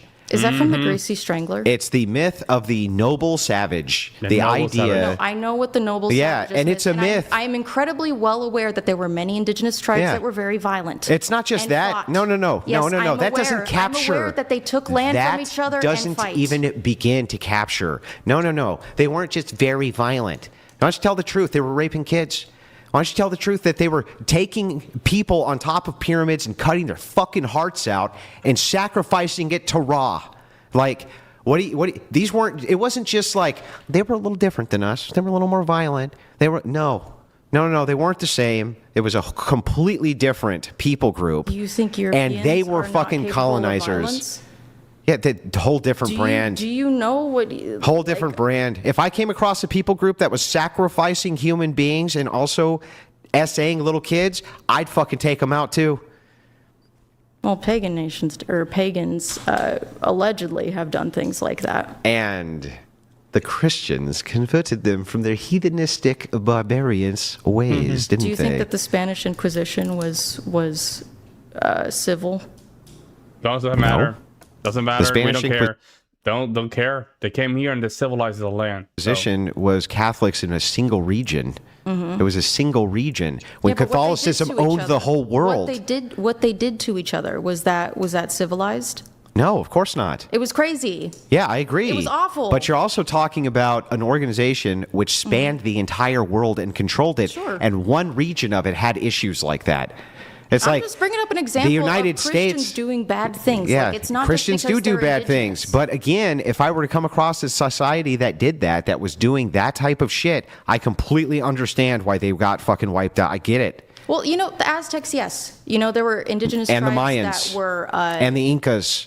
And but the list goes on and on. They were not as violent. The Aztecs Yes, the Mayans were very violent. pretty much take the cake, I feel like, for the most part. Well, whatever. The point is like, but look, the indigenous tribes they that were oppressed colonizers, by is them. my point. And feminists have been lying to people for years, and so have progressive leftists, and pretending that Europeans came here and colonized these poor people's lands and took them over. They were already colonizers. So who do they get? Who would you have recommended they give the land back to? Like, who should they have given it back to? Jihad, you're right. She's firing. She's going. This is where things start getting crazy. Right now, she's just literally doubting herself. That would have to be determined by them. Yeah, because we stole their stolen land. Did we steal their stolen land? It is ludicrous to consider the American colonies to be the same as that at all. Like, do you like when we say colony and colonizer? You understand that people think of the American colonies, the 13 colonies, right, that were under jurisdiction. Do you understand how you're equivocating again? Like, when you say... This is integral to American history, though, that we were colonies that rebelled. Well, when you say against colonizer, you mean a colony, right? Yes, foreign people that live in a colony established by a foreign state that they are under the jurisdiction of, that exists primarily for trade purposes. Or an ethnic group which goes to an already settled area, right, and begins to settle it against the will of the people in the settled But there's area. the suggestion of trade and of a foreign nation being in control of that area. It doesn't have to be. That's not definitionally true. I mean, I guess very technically, but that's not how people would use it. It's not how you leftists use it, because you want to pretend. You want to pretend that the natives weren't colonizers themselves when they were, because they were. I think it's referring to a very... Natives were very savage. Even to this day, they're very savages. They were still they were still going to war even during the beginning of the 20th century. They didn't like each other, especially here in Wisconsin.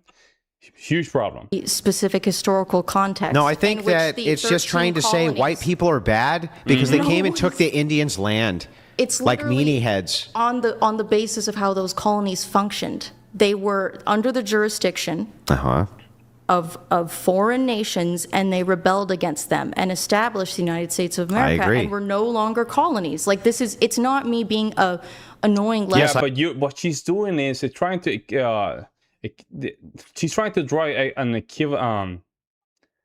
a similarity with what Andrew's saying. The only difference is that you are referring to a colony through a system of European governments. But what Andrew's saying is equally the same. It's the same. Whoever was there, another tribe came in and took over. And now that's our land. The same with the British and the Spaniards here. That's our land. That's it. It's the same. I agree with basic American history. I don't understand your point, though. When you call us colonizers, is that meant to like be nice to us? Or is that meant... Is it meant to be disparaging? It's a fact. Is it meant to be disparaging?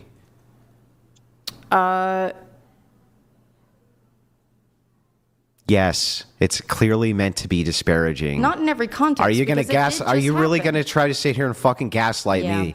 That when you call us colonizers, that's not meant to be fucking gaslight me, Charlie. Go ahead.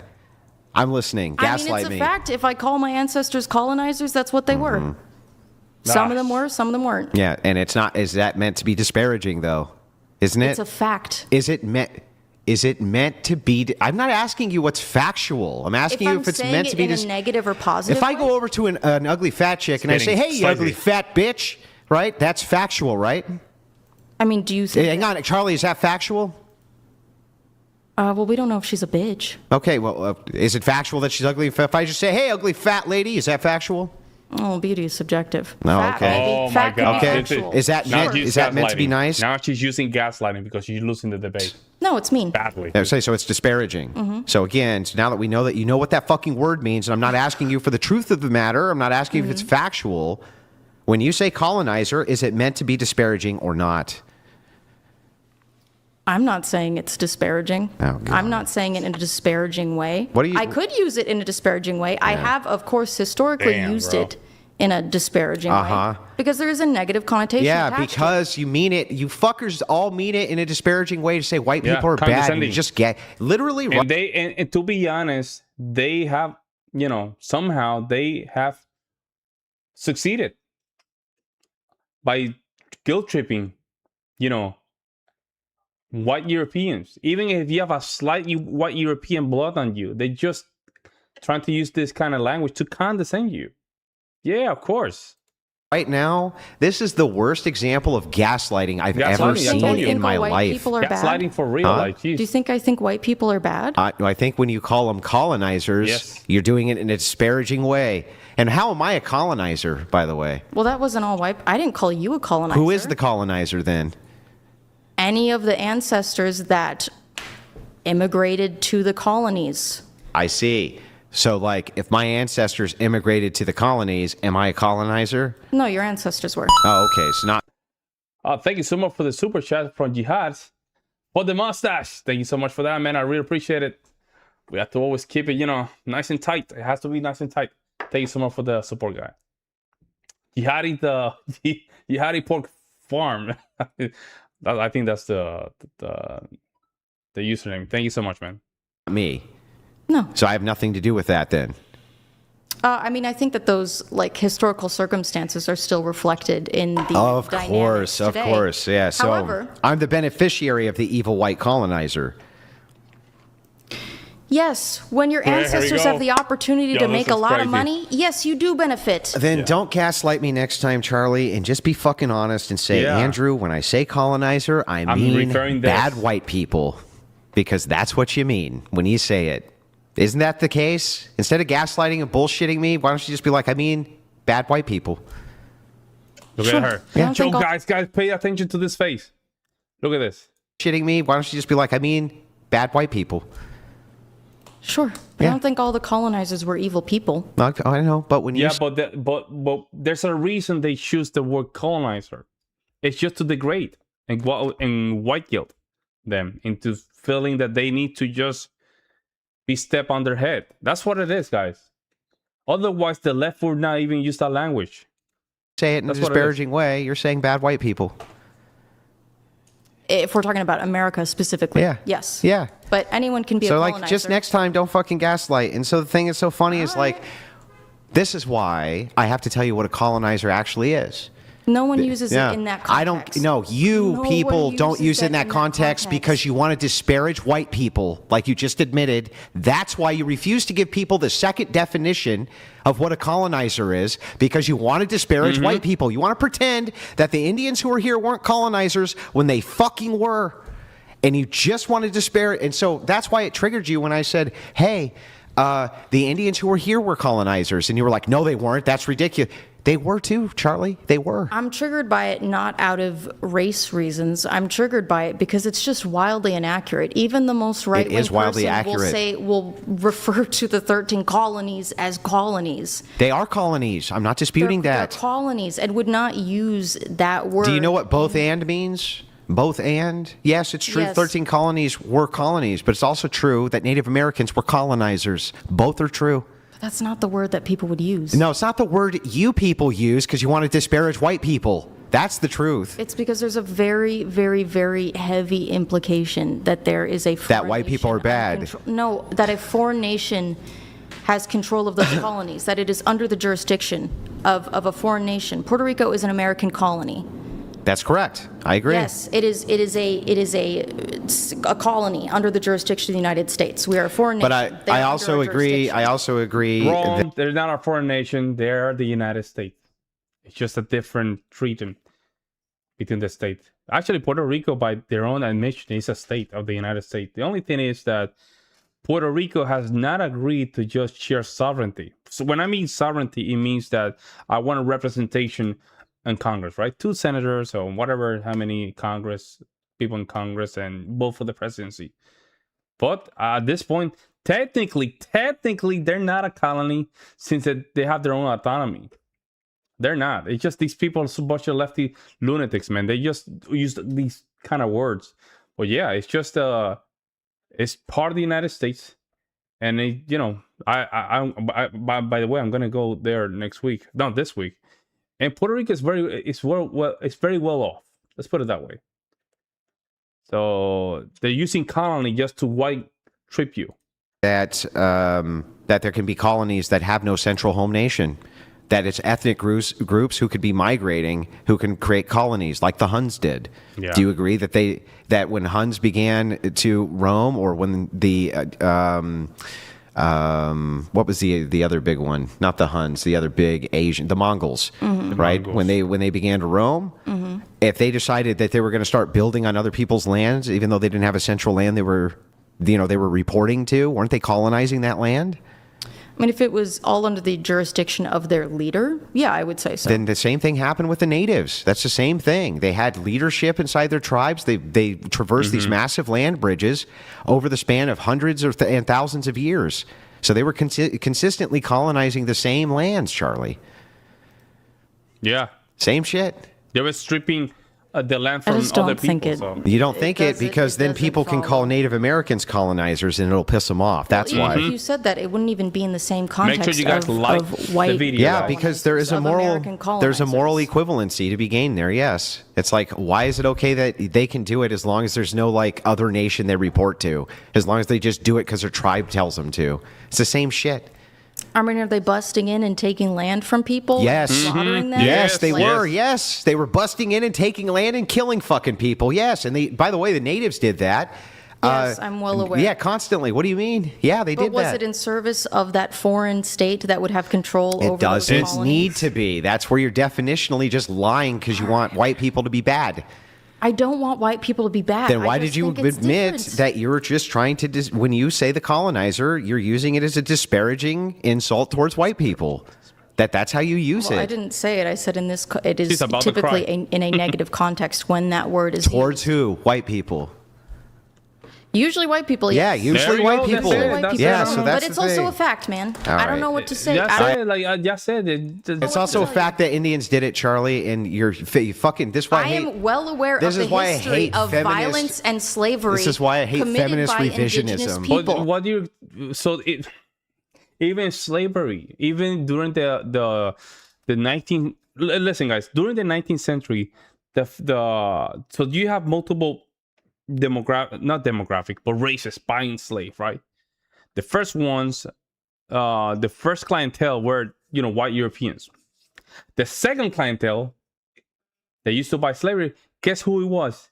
Native Americans. Yes, Native Americans were the second demographic with more slaves in the United States.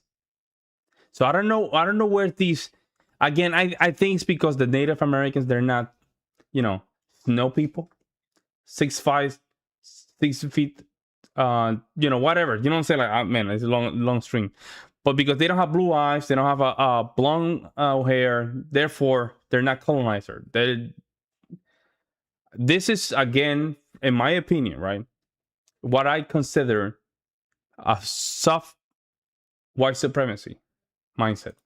I'm very well aware All right. of that indigenous peoples participated in rape, torture, slavery, and violence. I'm super aware of it. That's You it. don't need to tell me that. Got it. Got it. That's it.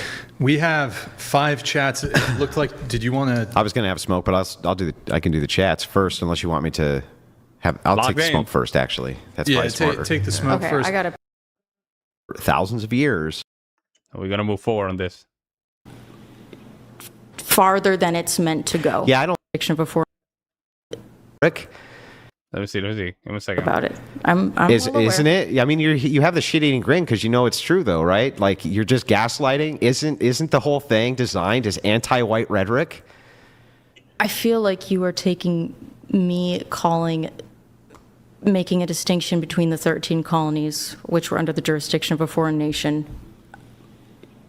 farther than it's meant to go. Yeah, I don't think so. Because when I see you crazy ass leftists all over TikTok and all over these places talking about colonizer, the last time I saw this in depth, we were watching on the Crucible.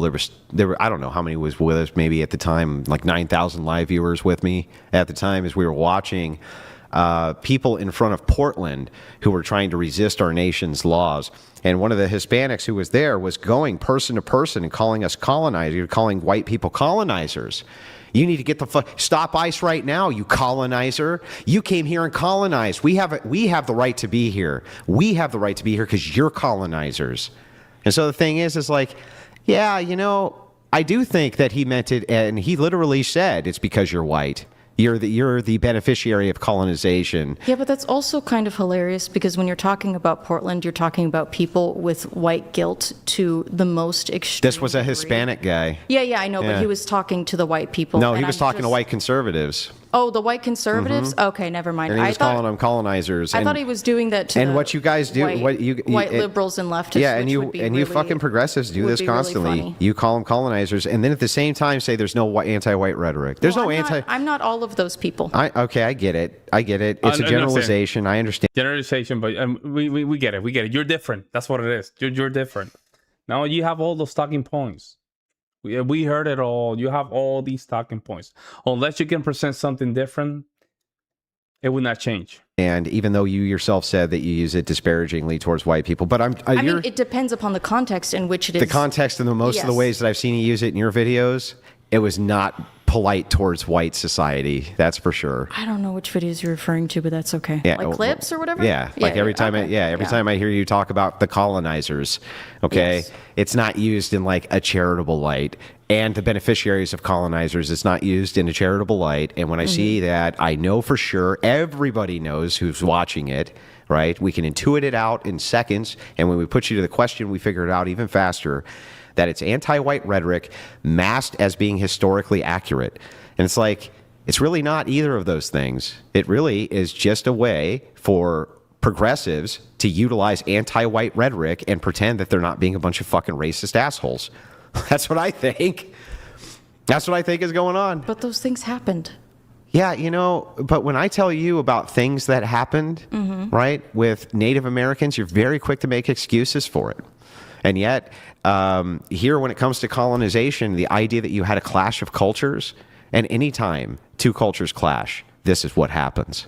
Anytime. When you have a disparage between technology, it's always the case. I believe it. Again, my point on the colony just has to do with the foreign state, jurisdiction of a foreign state. Yeah, that's one definition of colonizing. I agree that these were colonies. Okay. I agree that they were beholden to a state, and then they fought for freedom and formed a new state. So then they were no longer colonizers. They were born on this land. They were settlers. Well, no, at that point, they weren't even settlers. It was their land, right? It was theirs. Yeah. They fought for it. They got it. That's how it is. I guess by, European standards, they had claimed the land. Correct. By all standards. Who has a standard that if you fight and take the land, it's not yours? What culture has that standard? All of them do. I was thinking more about boundaries.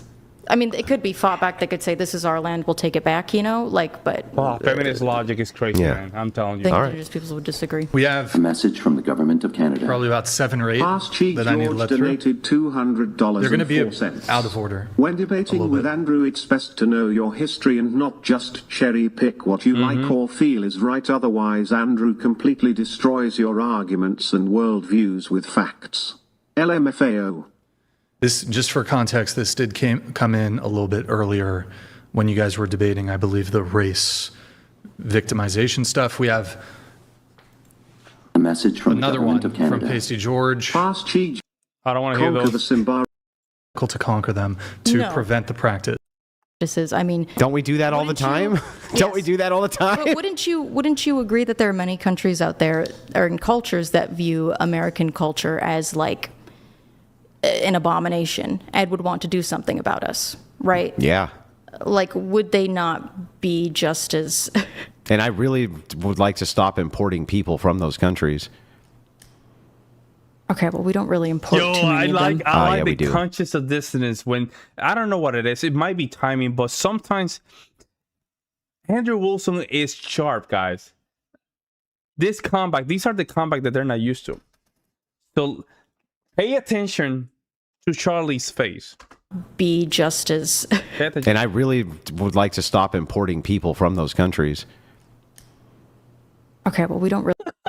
Because they are she's complaining, or she's bringing up let's say, the concern that maybe there's people in certain countries that they might not like our way of life, or like she said, they find it like an abomination, the way our way of life. But she is part of the same groups. They want those people to come into our country, and Andrew identify that and just throw it back at her. Really import too many of them. Yeah, we do. Yeah, Middle we do. East. Yeah, We do import a lot of them. And we import people who have savage cultural practices from Africa as well, and savage cultural practices from South America. We import tons of those too. Come from death cult cities and all Like sorts what, of things. Quinceañeras? No, it's not Wow. quinceañeras. That's do you know how corrupt these governments in South America are due to the fact that they? I'm well aware, but people can be from Yeah. corrupt, nations with corrupt governments. Yeah, how many of the people. cum warriors do you want in your country? I think that you could, very much help people like that. Oh, you're gonna help them. This is also a very unique circumstance in which it is ingrained in their culture to diddle kids. I don't know. It seems to me Not like good. the people group who are Really here, bad. that you're making them unnecessarily suffer by importing people groups they don't want here. Well, we're not importing them. You are importing them. From Papua New Guinea? No. Other people groups that are All problematic. right, well, no one yeah. has practices as awful as that. Yeah, no. And if they do, they're not allowed they to do it. Yeah, they do. And how would you even come know? on. They come up illegally. You Come won't even on. enforce the damn border. You people won't even enforce the border. They come up illegally. You don't even know who the fuck's coming through the border. You have no clue. She has no You idea, people man. don't enforce the border? Yeah, the progressives, they did everything possible not to I'm enforce not the in border. charge of the border. You voted for the people who were. Gaslighting. Did you vote for Biden? Yeah. Yeah, exactly, You've exactly. said open border I mean, policies he across the deported a board. lot of people. Because Yeah. he let a bunch in. Still deported them. Holy shit. Oh my God! This is Did you? insane. I don't know if we got the full answer though from Peacecraft. Would you find it ethical to conquer that tribe from Yeah. PNG Yeah. due to their cultural practices? So not dropping bombs necessarily, but would it be ethical to conquer them to No. prevent the practice? What? No, to conquer? Yeah. No, I think that you can. I don't think that that is how you actually enact change. I think that No, you. you enact change by going there, making a fire pit, holding each other's hand, kumbaya about it, go. Oh my God, What? this is crazy. Oh, okay, go ahead. I'm sorry. That's wild to me. No, you Go have ahead. pork farmer. You're right. She's like, Okay. whoa, Google, I need one man. of those seltzers. Successful Google missionaries Maria. generally Drink or don't seltzer? go in. Booze. Okay. Successful missionaries, do you think that successful missionaries generally go in and massacre a culture and say, we're in charge of you now? Or do they carefully change things from the inside? Because again, this is incredibly delicate. Sometimes. These people have no conception that this could be wrong. And some- so I think you yeah. have to be careful. And so sometimes that you don't end up missionaries get hurting their a bunch of brains people. bashed in and they get their heads put on Well, spikes. that's the kind of thing you have to worry about, I Yeah, guess. I If know, you're gonna but go out and do good if we just things, send in you have the to- United States Marines, we'll just send in the Marines, and the Marines come in, and they're like, we're gonna take this whole area over, okay? And all you chomos over here, if you do any chomo stuff, we're gonna gonna take delete you you. out. And the kids now, we're gonna give them a proper education and baths and food and stuff. I think that the people would resent the rule and be less likely to change their practices. I think that there would be violent rebellion. How would they be less? How are they going to violently? How are the primitive Stone Age warriors of Papua New Guinea going to violently rebel against the United States Marine Corps? Maybe not at that point, but one day. You think that they're going to be really resentful that they weren't allowed to molest I kids think that they're anymore? not going Like to- what? They're not going to look at it from the Man, traditional viewpoint, but what they're going to see is it's the problem with the female mindset, man. It's just they see a problem, and instead of just tackling the problem with equal or more force, they just back off. They don't want to deal with it. That's why when it comes down to mayors, governors, they're very bad when it comes down to crime. They're very bad when it comes down to crime. They don't know how to handle it. They don't understand it because they don't understand protection. Protection is a concept that comes from the male experience. You see a lot of these cities like Seattle, Portland, Chicago, in one instance, like some of the Charlotte, these cities are held by feminists, man. And instead of just holding the criminals, right, and make sure that they're in prison, they just release them because they don't understand. They don't understand the concept of protection. They don't. Foreigners invading evidence. their nation and killing them. That's what they're going to see. Like, again, it's just not, dangerous, if you man. want It's to, affect real change, I think that you would have to make an effort, again, to influence and educate. So what I just want to make sure that you understand the entailment of your position is that right now, if it is the case that in Papua New Guinea, kids are getting essayed, young boys are getting essayed by adults who are making them eat their ejaculate I know. every day for weeks on end, that would be a preferable condition to you than to send in a fully armed force like the which video, can guys. separate those kids from those people. That's crazy, man. How could that possibly be better? How could not colonizing that possibly be better? You don't end up killing a bunch of people. They just cross-generationally essay little boys. Yes, I know it's a cycle of abuse. It's horrible, but they can recover. I mean, like, I don't know. I assume you're opposed to women doing OnlyFans. Yeah. Okay, what if we got every woman doing OnlyFans on an island and bombed it? Would the world be a better place? Did I say bomb it? Right now, yeah, but right now we're not talking about that. Right now we're talking about go in and kill them if they. We're not saying go in and kill them. We're saying go in and colonize them.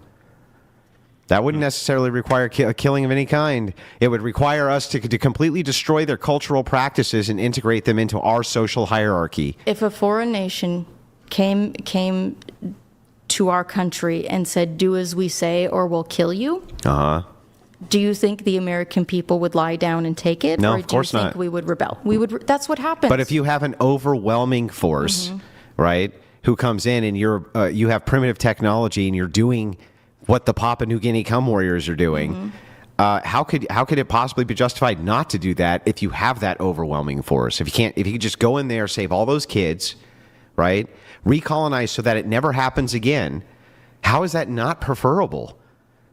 I think it is literally, again, more effective rather than through force, like build a resentment, fear, and rage in these people. Yeah, this is the problem. This is the problem when religion is out of the equation. All moral and values become relative. It's it's like I want to be a vegan, but only I want to be a vegan and protect the fluffy animals. But the ones that look kind of scary, no, those are okay. It's just the same thing. This secular worldview makes no sense, man. Because then you're very inconsistent. Very inconsistent. This is like help them. So if these people, let's say hypothetically, they never want to take visitors again, and they wall themselves off and they refuse, right? But you can still see in there. You have like your little recon plane and shit. You can see that they're still doing these practices. Isn't there an island that's like that where no one's allowed to go? They killed a missionary. Yeah, I know. They threw a spear. Yeah, I'm aware of that, but they're not doing the same things that these people are doing. As far as we know. Well, no, we can. I think we can see but I'm not sure. Yeah. But anyway, but we could see in there, right, and note that they're still doing. Would you let them do that in perpetuity rather than colonize them? I mean, okay, granted, sending people to aid and educate and getting people who are a part of the tribe on your side. They don't want anything to do with those people. My goodness, I don't know what I would do if I was in charge of that, because I don't think that there's a situation where that happens. You just didn't. Wait a second. I just want to make sure I got this right. This situation is happening right now in Papua New Guinea. I believe that there's still one tribe of the cum warriors there, and they're not taking visitors. So do we just perpetually let them do this to kids? I think that if you have encouraged the surrounding tribes to view that as disgusting and vile, I think that they'll take care of it themselves. Wow, by colonizing them? Most likely, yeah, sure. But I don't think that we need to go in. Foreign outsiders. So colonize completely them. Different from them. So as long as the neighboring tribes colonize them, that's okay. We colonize them, not okay. I mean, do you see the difference in how the resentment would build and what the long-term consequences I mean, maybe, but would be? you're just making the case that colonization here is actually okay, either way. In this extreme, absurd, ridiculous situation, Well, it's not extreme, absurd, hypothetical. Like, it is going on, right? Like, it is happening. So it's not like I'm talking about something that's not going on. sure, yeah, but Yeah. again, I think that you can just let people figure it out themselves. Should we colonize North Korea?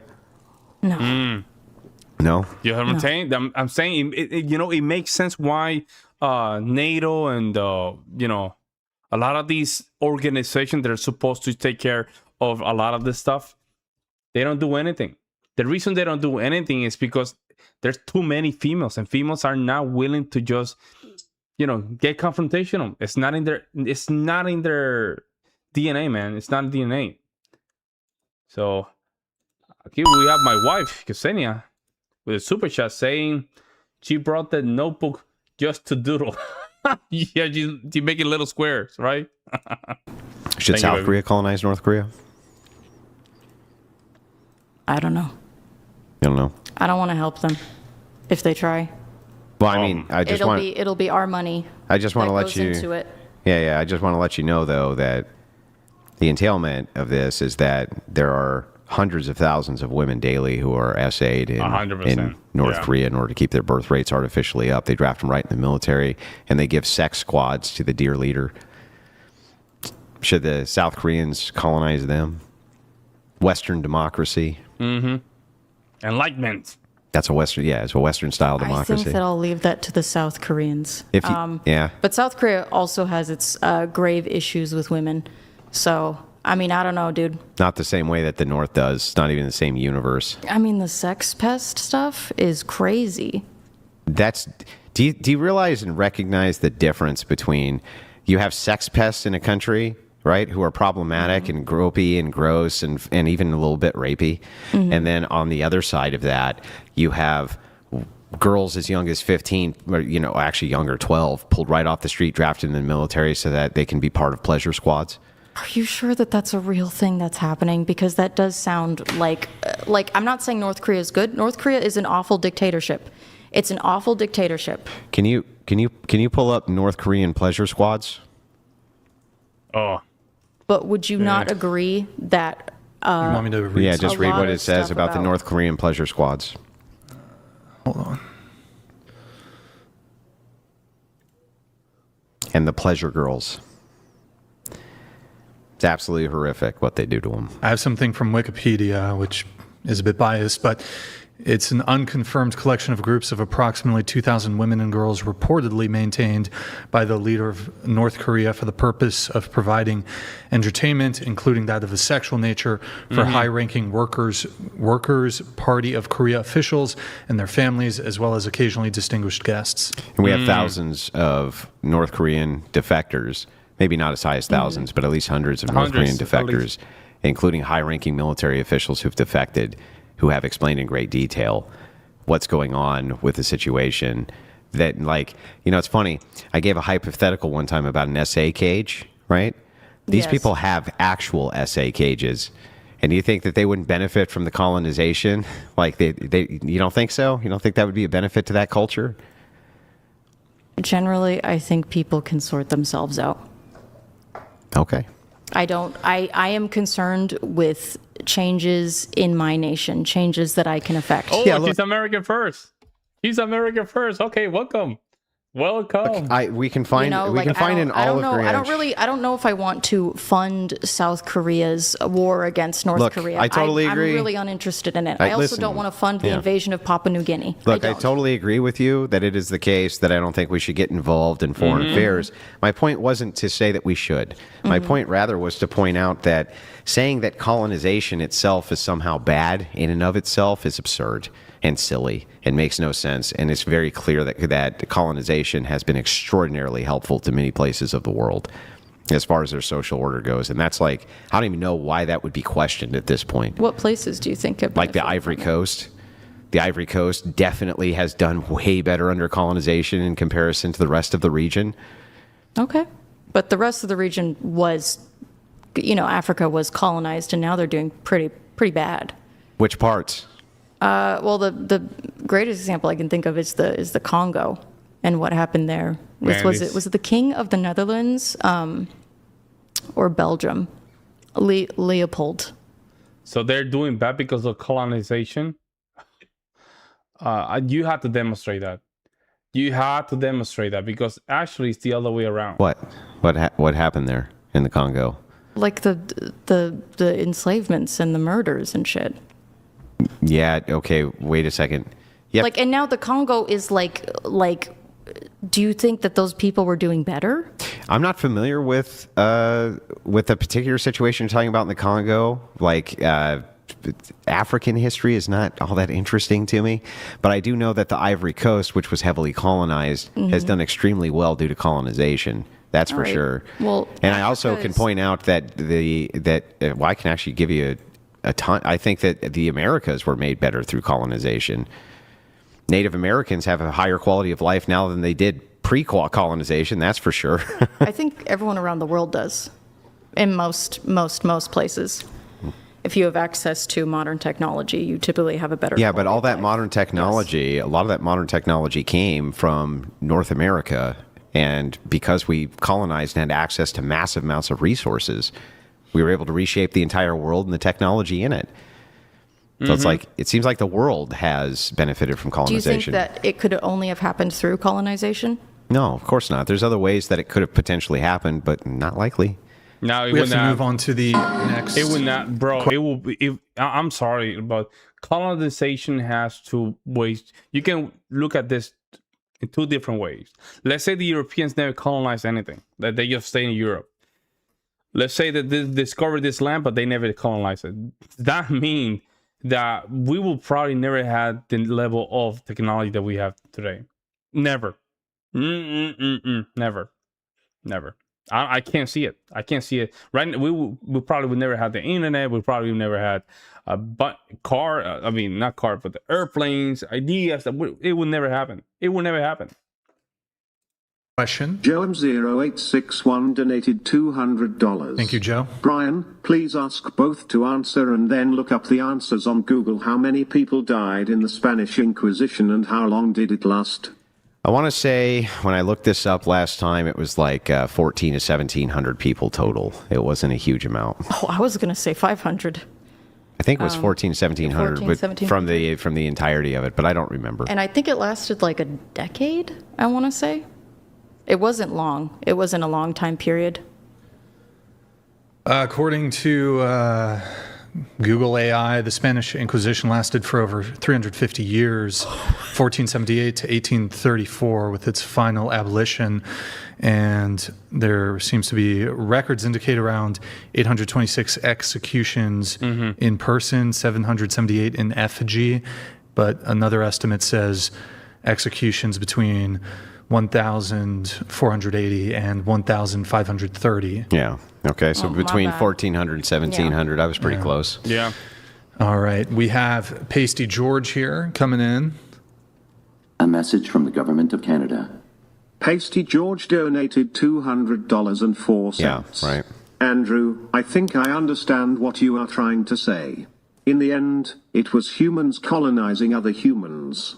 In Canada, many indigenous tribes fought one another for territories and hunting grounds. Yeah, I'm just saying exactly. So I'm just saying that this idea, I think that the idea is being utilized specifically by leftist progressives, especially ones who are college educated. They use the term colonizer specifically as a disparagement on modern white men. But that's what I think. And I've seen it now so many times, and so as the Crucible audience, it almost seems impossible for me to see it any other way. And so my point is just to point out, like, everybody colonized fucking everybody, including the Native Americans, by the very definition of what colonization is, as I demonstrated multiple times. But even if we go back to the beginning where there's a land bridge, they definitely colonized each other constantly. So it's like you colonized the colonizer, you stole from the thief, you murdered the murderers. It's like, at what point do we have a moral equivalency here? If it makes you feel any better, I took a course in my undergrad taught by an indigenous professor who made us read books specifically on the Creek tribe, which included their long history of slavery. So, Yeah, okay. So between 1,400 and 1,700, I was pretty close. yeah. Yeah. All right. All right, we have a chat here from Pat. Pat Excuse me. donated $99. Thank you, Pat. Great debate. Charlie, words can have multiple definitions and migrate over time. You are brainwashed into selectively only accepting one definition to push an ideological message that benefits some. See, that's what I think. I think Pat's right. Like, that's what I think we've been able to infer from this. That's what I inferred from it. It's like, nope, that ideological message, it's really only that one definition that matters because that's the definition that reinforces the worldview. Would you like to respond to Andrew or the question? I don't Or think statement. Pat or Andrew is going to believe me when I say I just feel strongly that a colony requires in its common usage, is going to require a foreign government to have jurisdiction over it. That is just, again, in common usage. That is how the word is used. Granted. No, Andrew, granted, no problem. Define government. Granted, define government. And then put it back to the Native Americans. Because the Native Americans have a system of patriarchy. It's because it's common for humans. It's common for humans to have a system. In that way, they can govern a society. It's just common. The Aztec did it. The Mayans did it, and they have an economy and a system of government. It was non-European, of course. Just granted. But it's just such an appeal to emotion, especially when you say like you feel that is the case when we had a definition for it any other way. Okay, It needs well, let me to just grant ask you the this: Would you argument. reject definition 2 that we gave you for colony? Would you reject it? Like you can just not accept the definition as being true. I wouldn't reject it completely, but I would say that I think that it is, there are certainly much better words to describe That's that Tom Policing. phenomenon, which is like He's using settling, Tom settler. Policing. Like, Nah. again, because colony just has a very strong implication of foreign government in charge of that. Like again, I just feel like they are fundamentally different, especially when we're talking about the 13 colonies. But you Because see- that's like the whole point of the War of Independence, is that we would have our own freedom and no longer be colonies, but be. But I mean, a there was nation. colonies that had nothing to do with the 13 colonies, obviously. Yeah, of course. around the Yeah, world. so like, Yeah. Well, didn't she just use Puerto Rico in this case? And we have a colony, it's called Puerto Rico. Like, didn't she use the same? But then at the same time, they're self-governed because they have a state constitution. Like, in that same argument, you have to say that all 50 states are colonies. Like, that's stupid. It is stupid. Man, Andrew missed a very important opportunity to dunk her right there. No problem. Government, define government, and use that same definition and put it on the Native Americans. Because again, you need to have a sense of patriarchal society to have a government. Well, all these societies, they have one. That's it. you continuously bring it back to that because it seems to reinforce your worldview that you need this definition to be true so that your prism of history is true. Well, I'm an American informed by American history, I guess is all I can say. Yeah, that's why women should not what? VOTE. Right there. Because this is an ignorant statement. That's why females should not VOTE. That's why you have to repeal the 19th, man. This is important. History is important. Geopolitical history is important. History is important because that way you don't end up with these stupid arguments. Like some of these people really think that Spanish is a Mexican language. The Spanish was invented by the Mexican. I remember one of the Andrew was going back and forth with a chick that was she was not Mexican. She was born here in the United States, but her family's from Mexico, and she really believed that Spanish was invented by the Mexican. Like, you cannot make this stuff up. You cannot make this type of mistakes. Like, you have to understand this stuff, especially you're gonna argue with Andrew, and she's frustrated right now. So, Well, I mean, that American history was British history too, right? yeah, Yeah. Yes, And yes, it's because European there history. was It was British history, British so- and French and Spanish. But anyway, etc. the point is like, yeah, it just seems like there's a bias operation there. That's all I'm saying. I won't deny that, yes, many, many, many people on the left use colonizer in a negative way. Including they do. you. I have used it before in a negative way when I'm referring to negative things, and I will say that yes, it has been used in ways that I think are disingenuous. She needs to keep Bees doing those donated little squares in her $100. notebook. That's How what she else needs could to the do. vast natural and human potential of the Americas have been organized into globally influential, technologically advanced societies without the disruptive, That's but what I said. ultimately transformat? I couldn't What I have. said. No, it would never happen. Like I can concede that it could be logically possible that it could have. I mean, I But think that it's not likely. I mean, it's not like Europe itself, all technological innovations sprung just from Europe. Like, we very much borrowed from, like, the Middle East and China when it came to, like, gunpowder and stuff. Like, No. I think without the, No.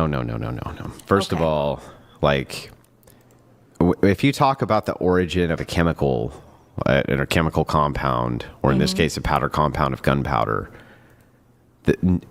probably, fuck, I don't know. I don't even want to hazard a guess. I would guess that 99% of all technology based around gunpowder It's probably has American. been European. I mean, Europe. Not Sure, America. yeah. Probably 99% or I mean I'm maybe saying is, I maybe don't- like 99.9, but I mean the innovations around gunpowder from Europeans, fucking it's insane. Almost, it's incredible. It's like 99%. I mean, I'd want to read up on that, but I also think it's like,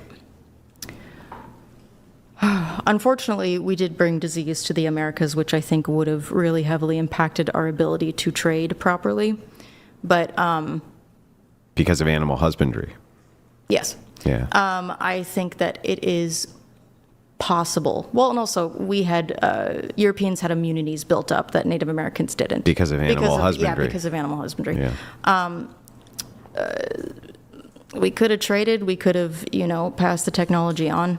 We did trade with many did. tribes for many years, We and did. they became very Yes. upset with us Very upset. over various different things, including, well, I mean that's a long, complex history. But Yes, the it point is. is Yeah. that it is not the case that it is the case that we colonize colonizers. That is the case, and that's why I guess that's what frustrates me is I know.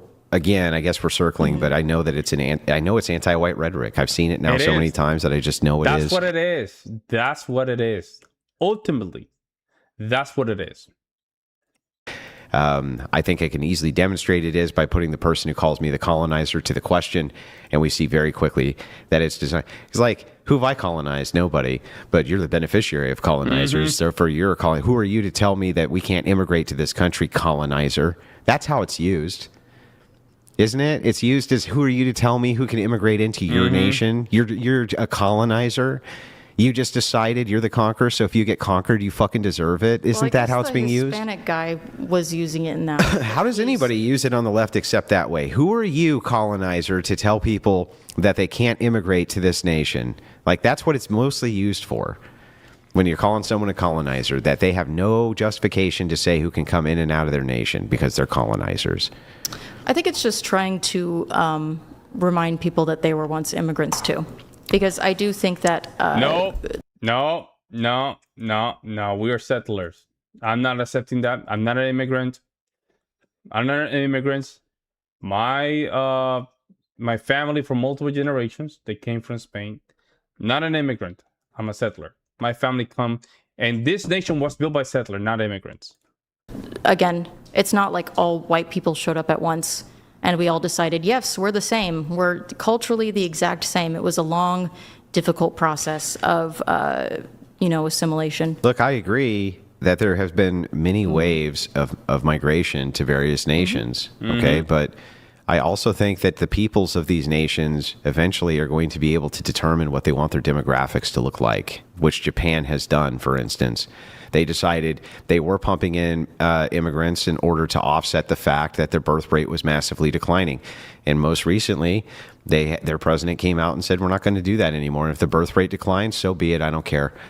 And they get to, like, the people themselves get to control the demographics. Yeah, they can do that, and then their elderly will rot and die alone in their homes when the population has more old people than they do Well, young you should people. not. Well, at the same time, well, have more kids. If you're so worried about the elderly and the and the old, well, start having more kids.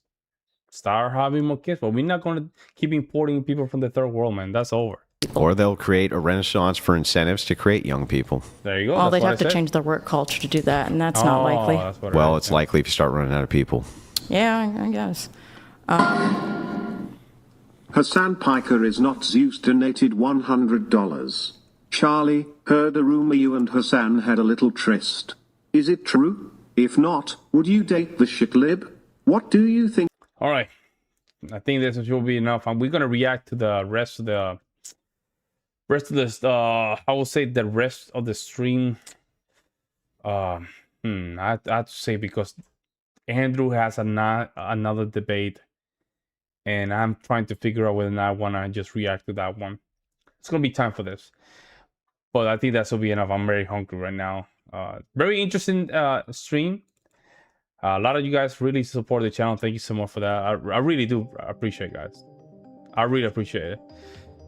But I know that a lot of you guys don't like to hear their arguments. I understand, but what makes you a very good listener when it comes down to politics and philosophy, all that stuff, in my opinion, is to really listen to their arguments and understand where these arguments coming from. And most of the times comes from simply just having a hole in your own belief in the whole system. Listen, the truth is in the side of the red pillar. The truth is in the side of the manosphere. The truth is the side of God. The truth is the side is in the right. But what we have to do clearly is just making sure that we have to listen to the opposition. We have to. That way we can become much better. Thank you so much for the support, guys. I really appreciate it. We're gonna just get into the next couple days and see when I can do a next live. I might have to do it on Wednesday, schedule some of the videos and get it together just to finish this. And then Friday we might do another one with the one that Andrew's doing tonight. Thank you so much, Jihadi. I really appreciate the support, man. I really appreciate support. My channel's a little bit of shadow ban, because when I started doing this channel, it was mostly short, so it gets a little bit iffy. But we're trying to figure out the algorithm for the channel, and I'm getting a little bit better on that. But thank you so much for the support, right? In the meantime, guys, thank you so much. We'll see you Wednesday. I'm out.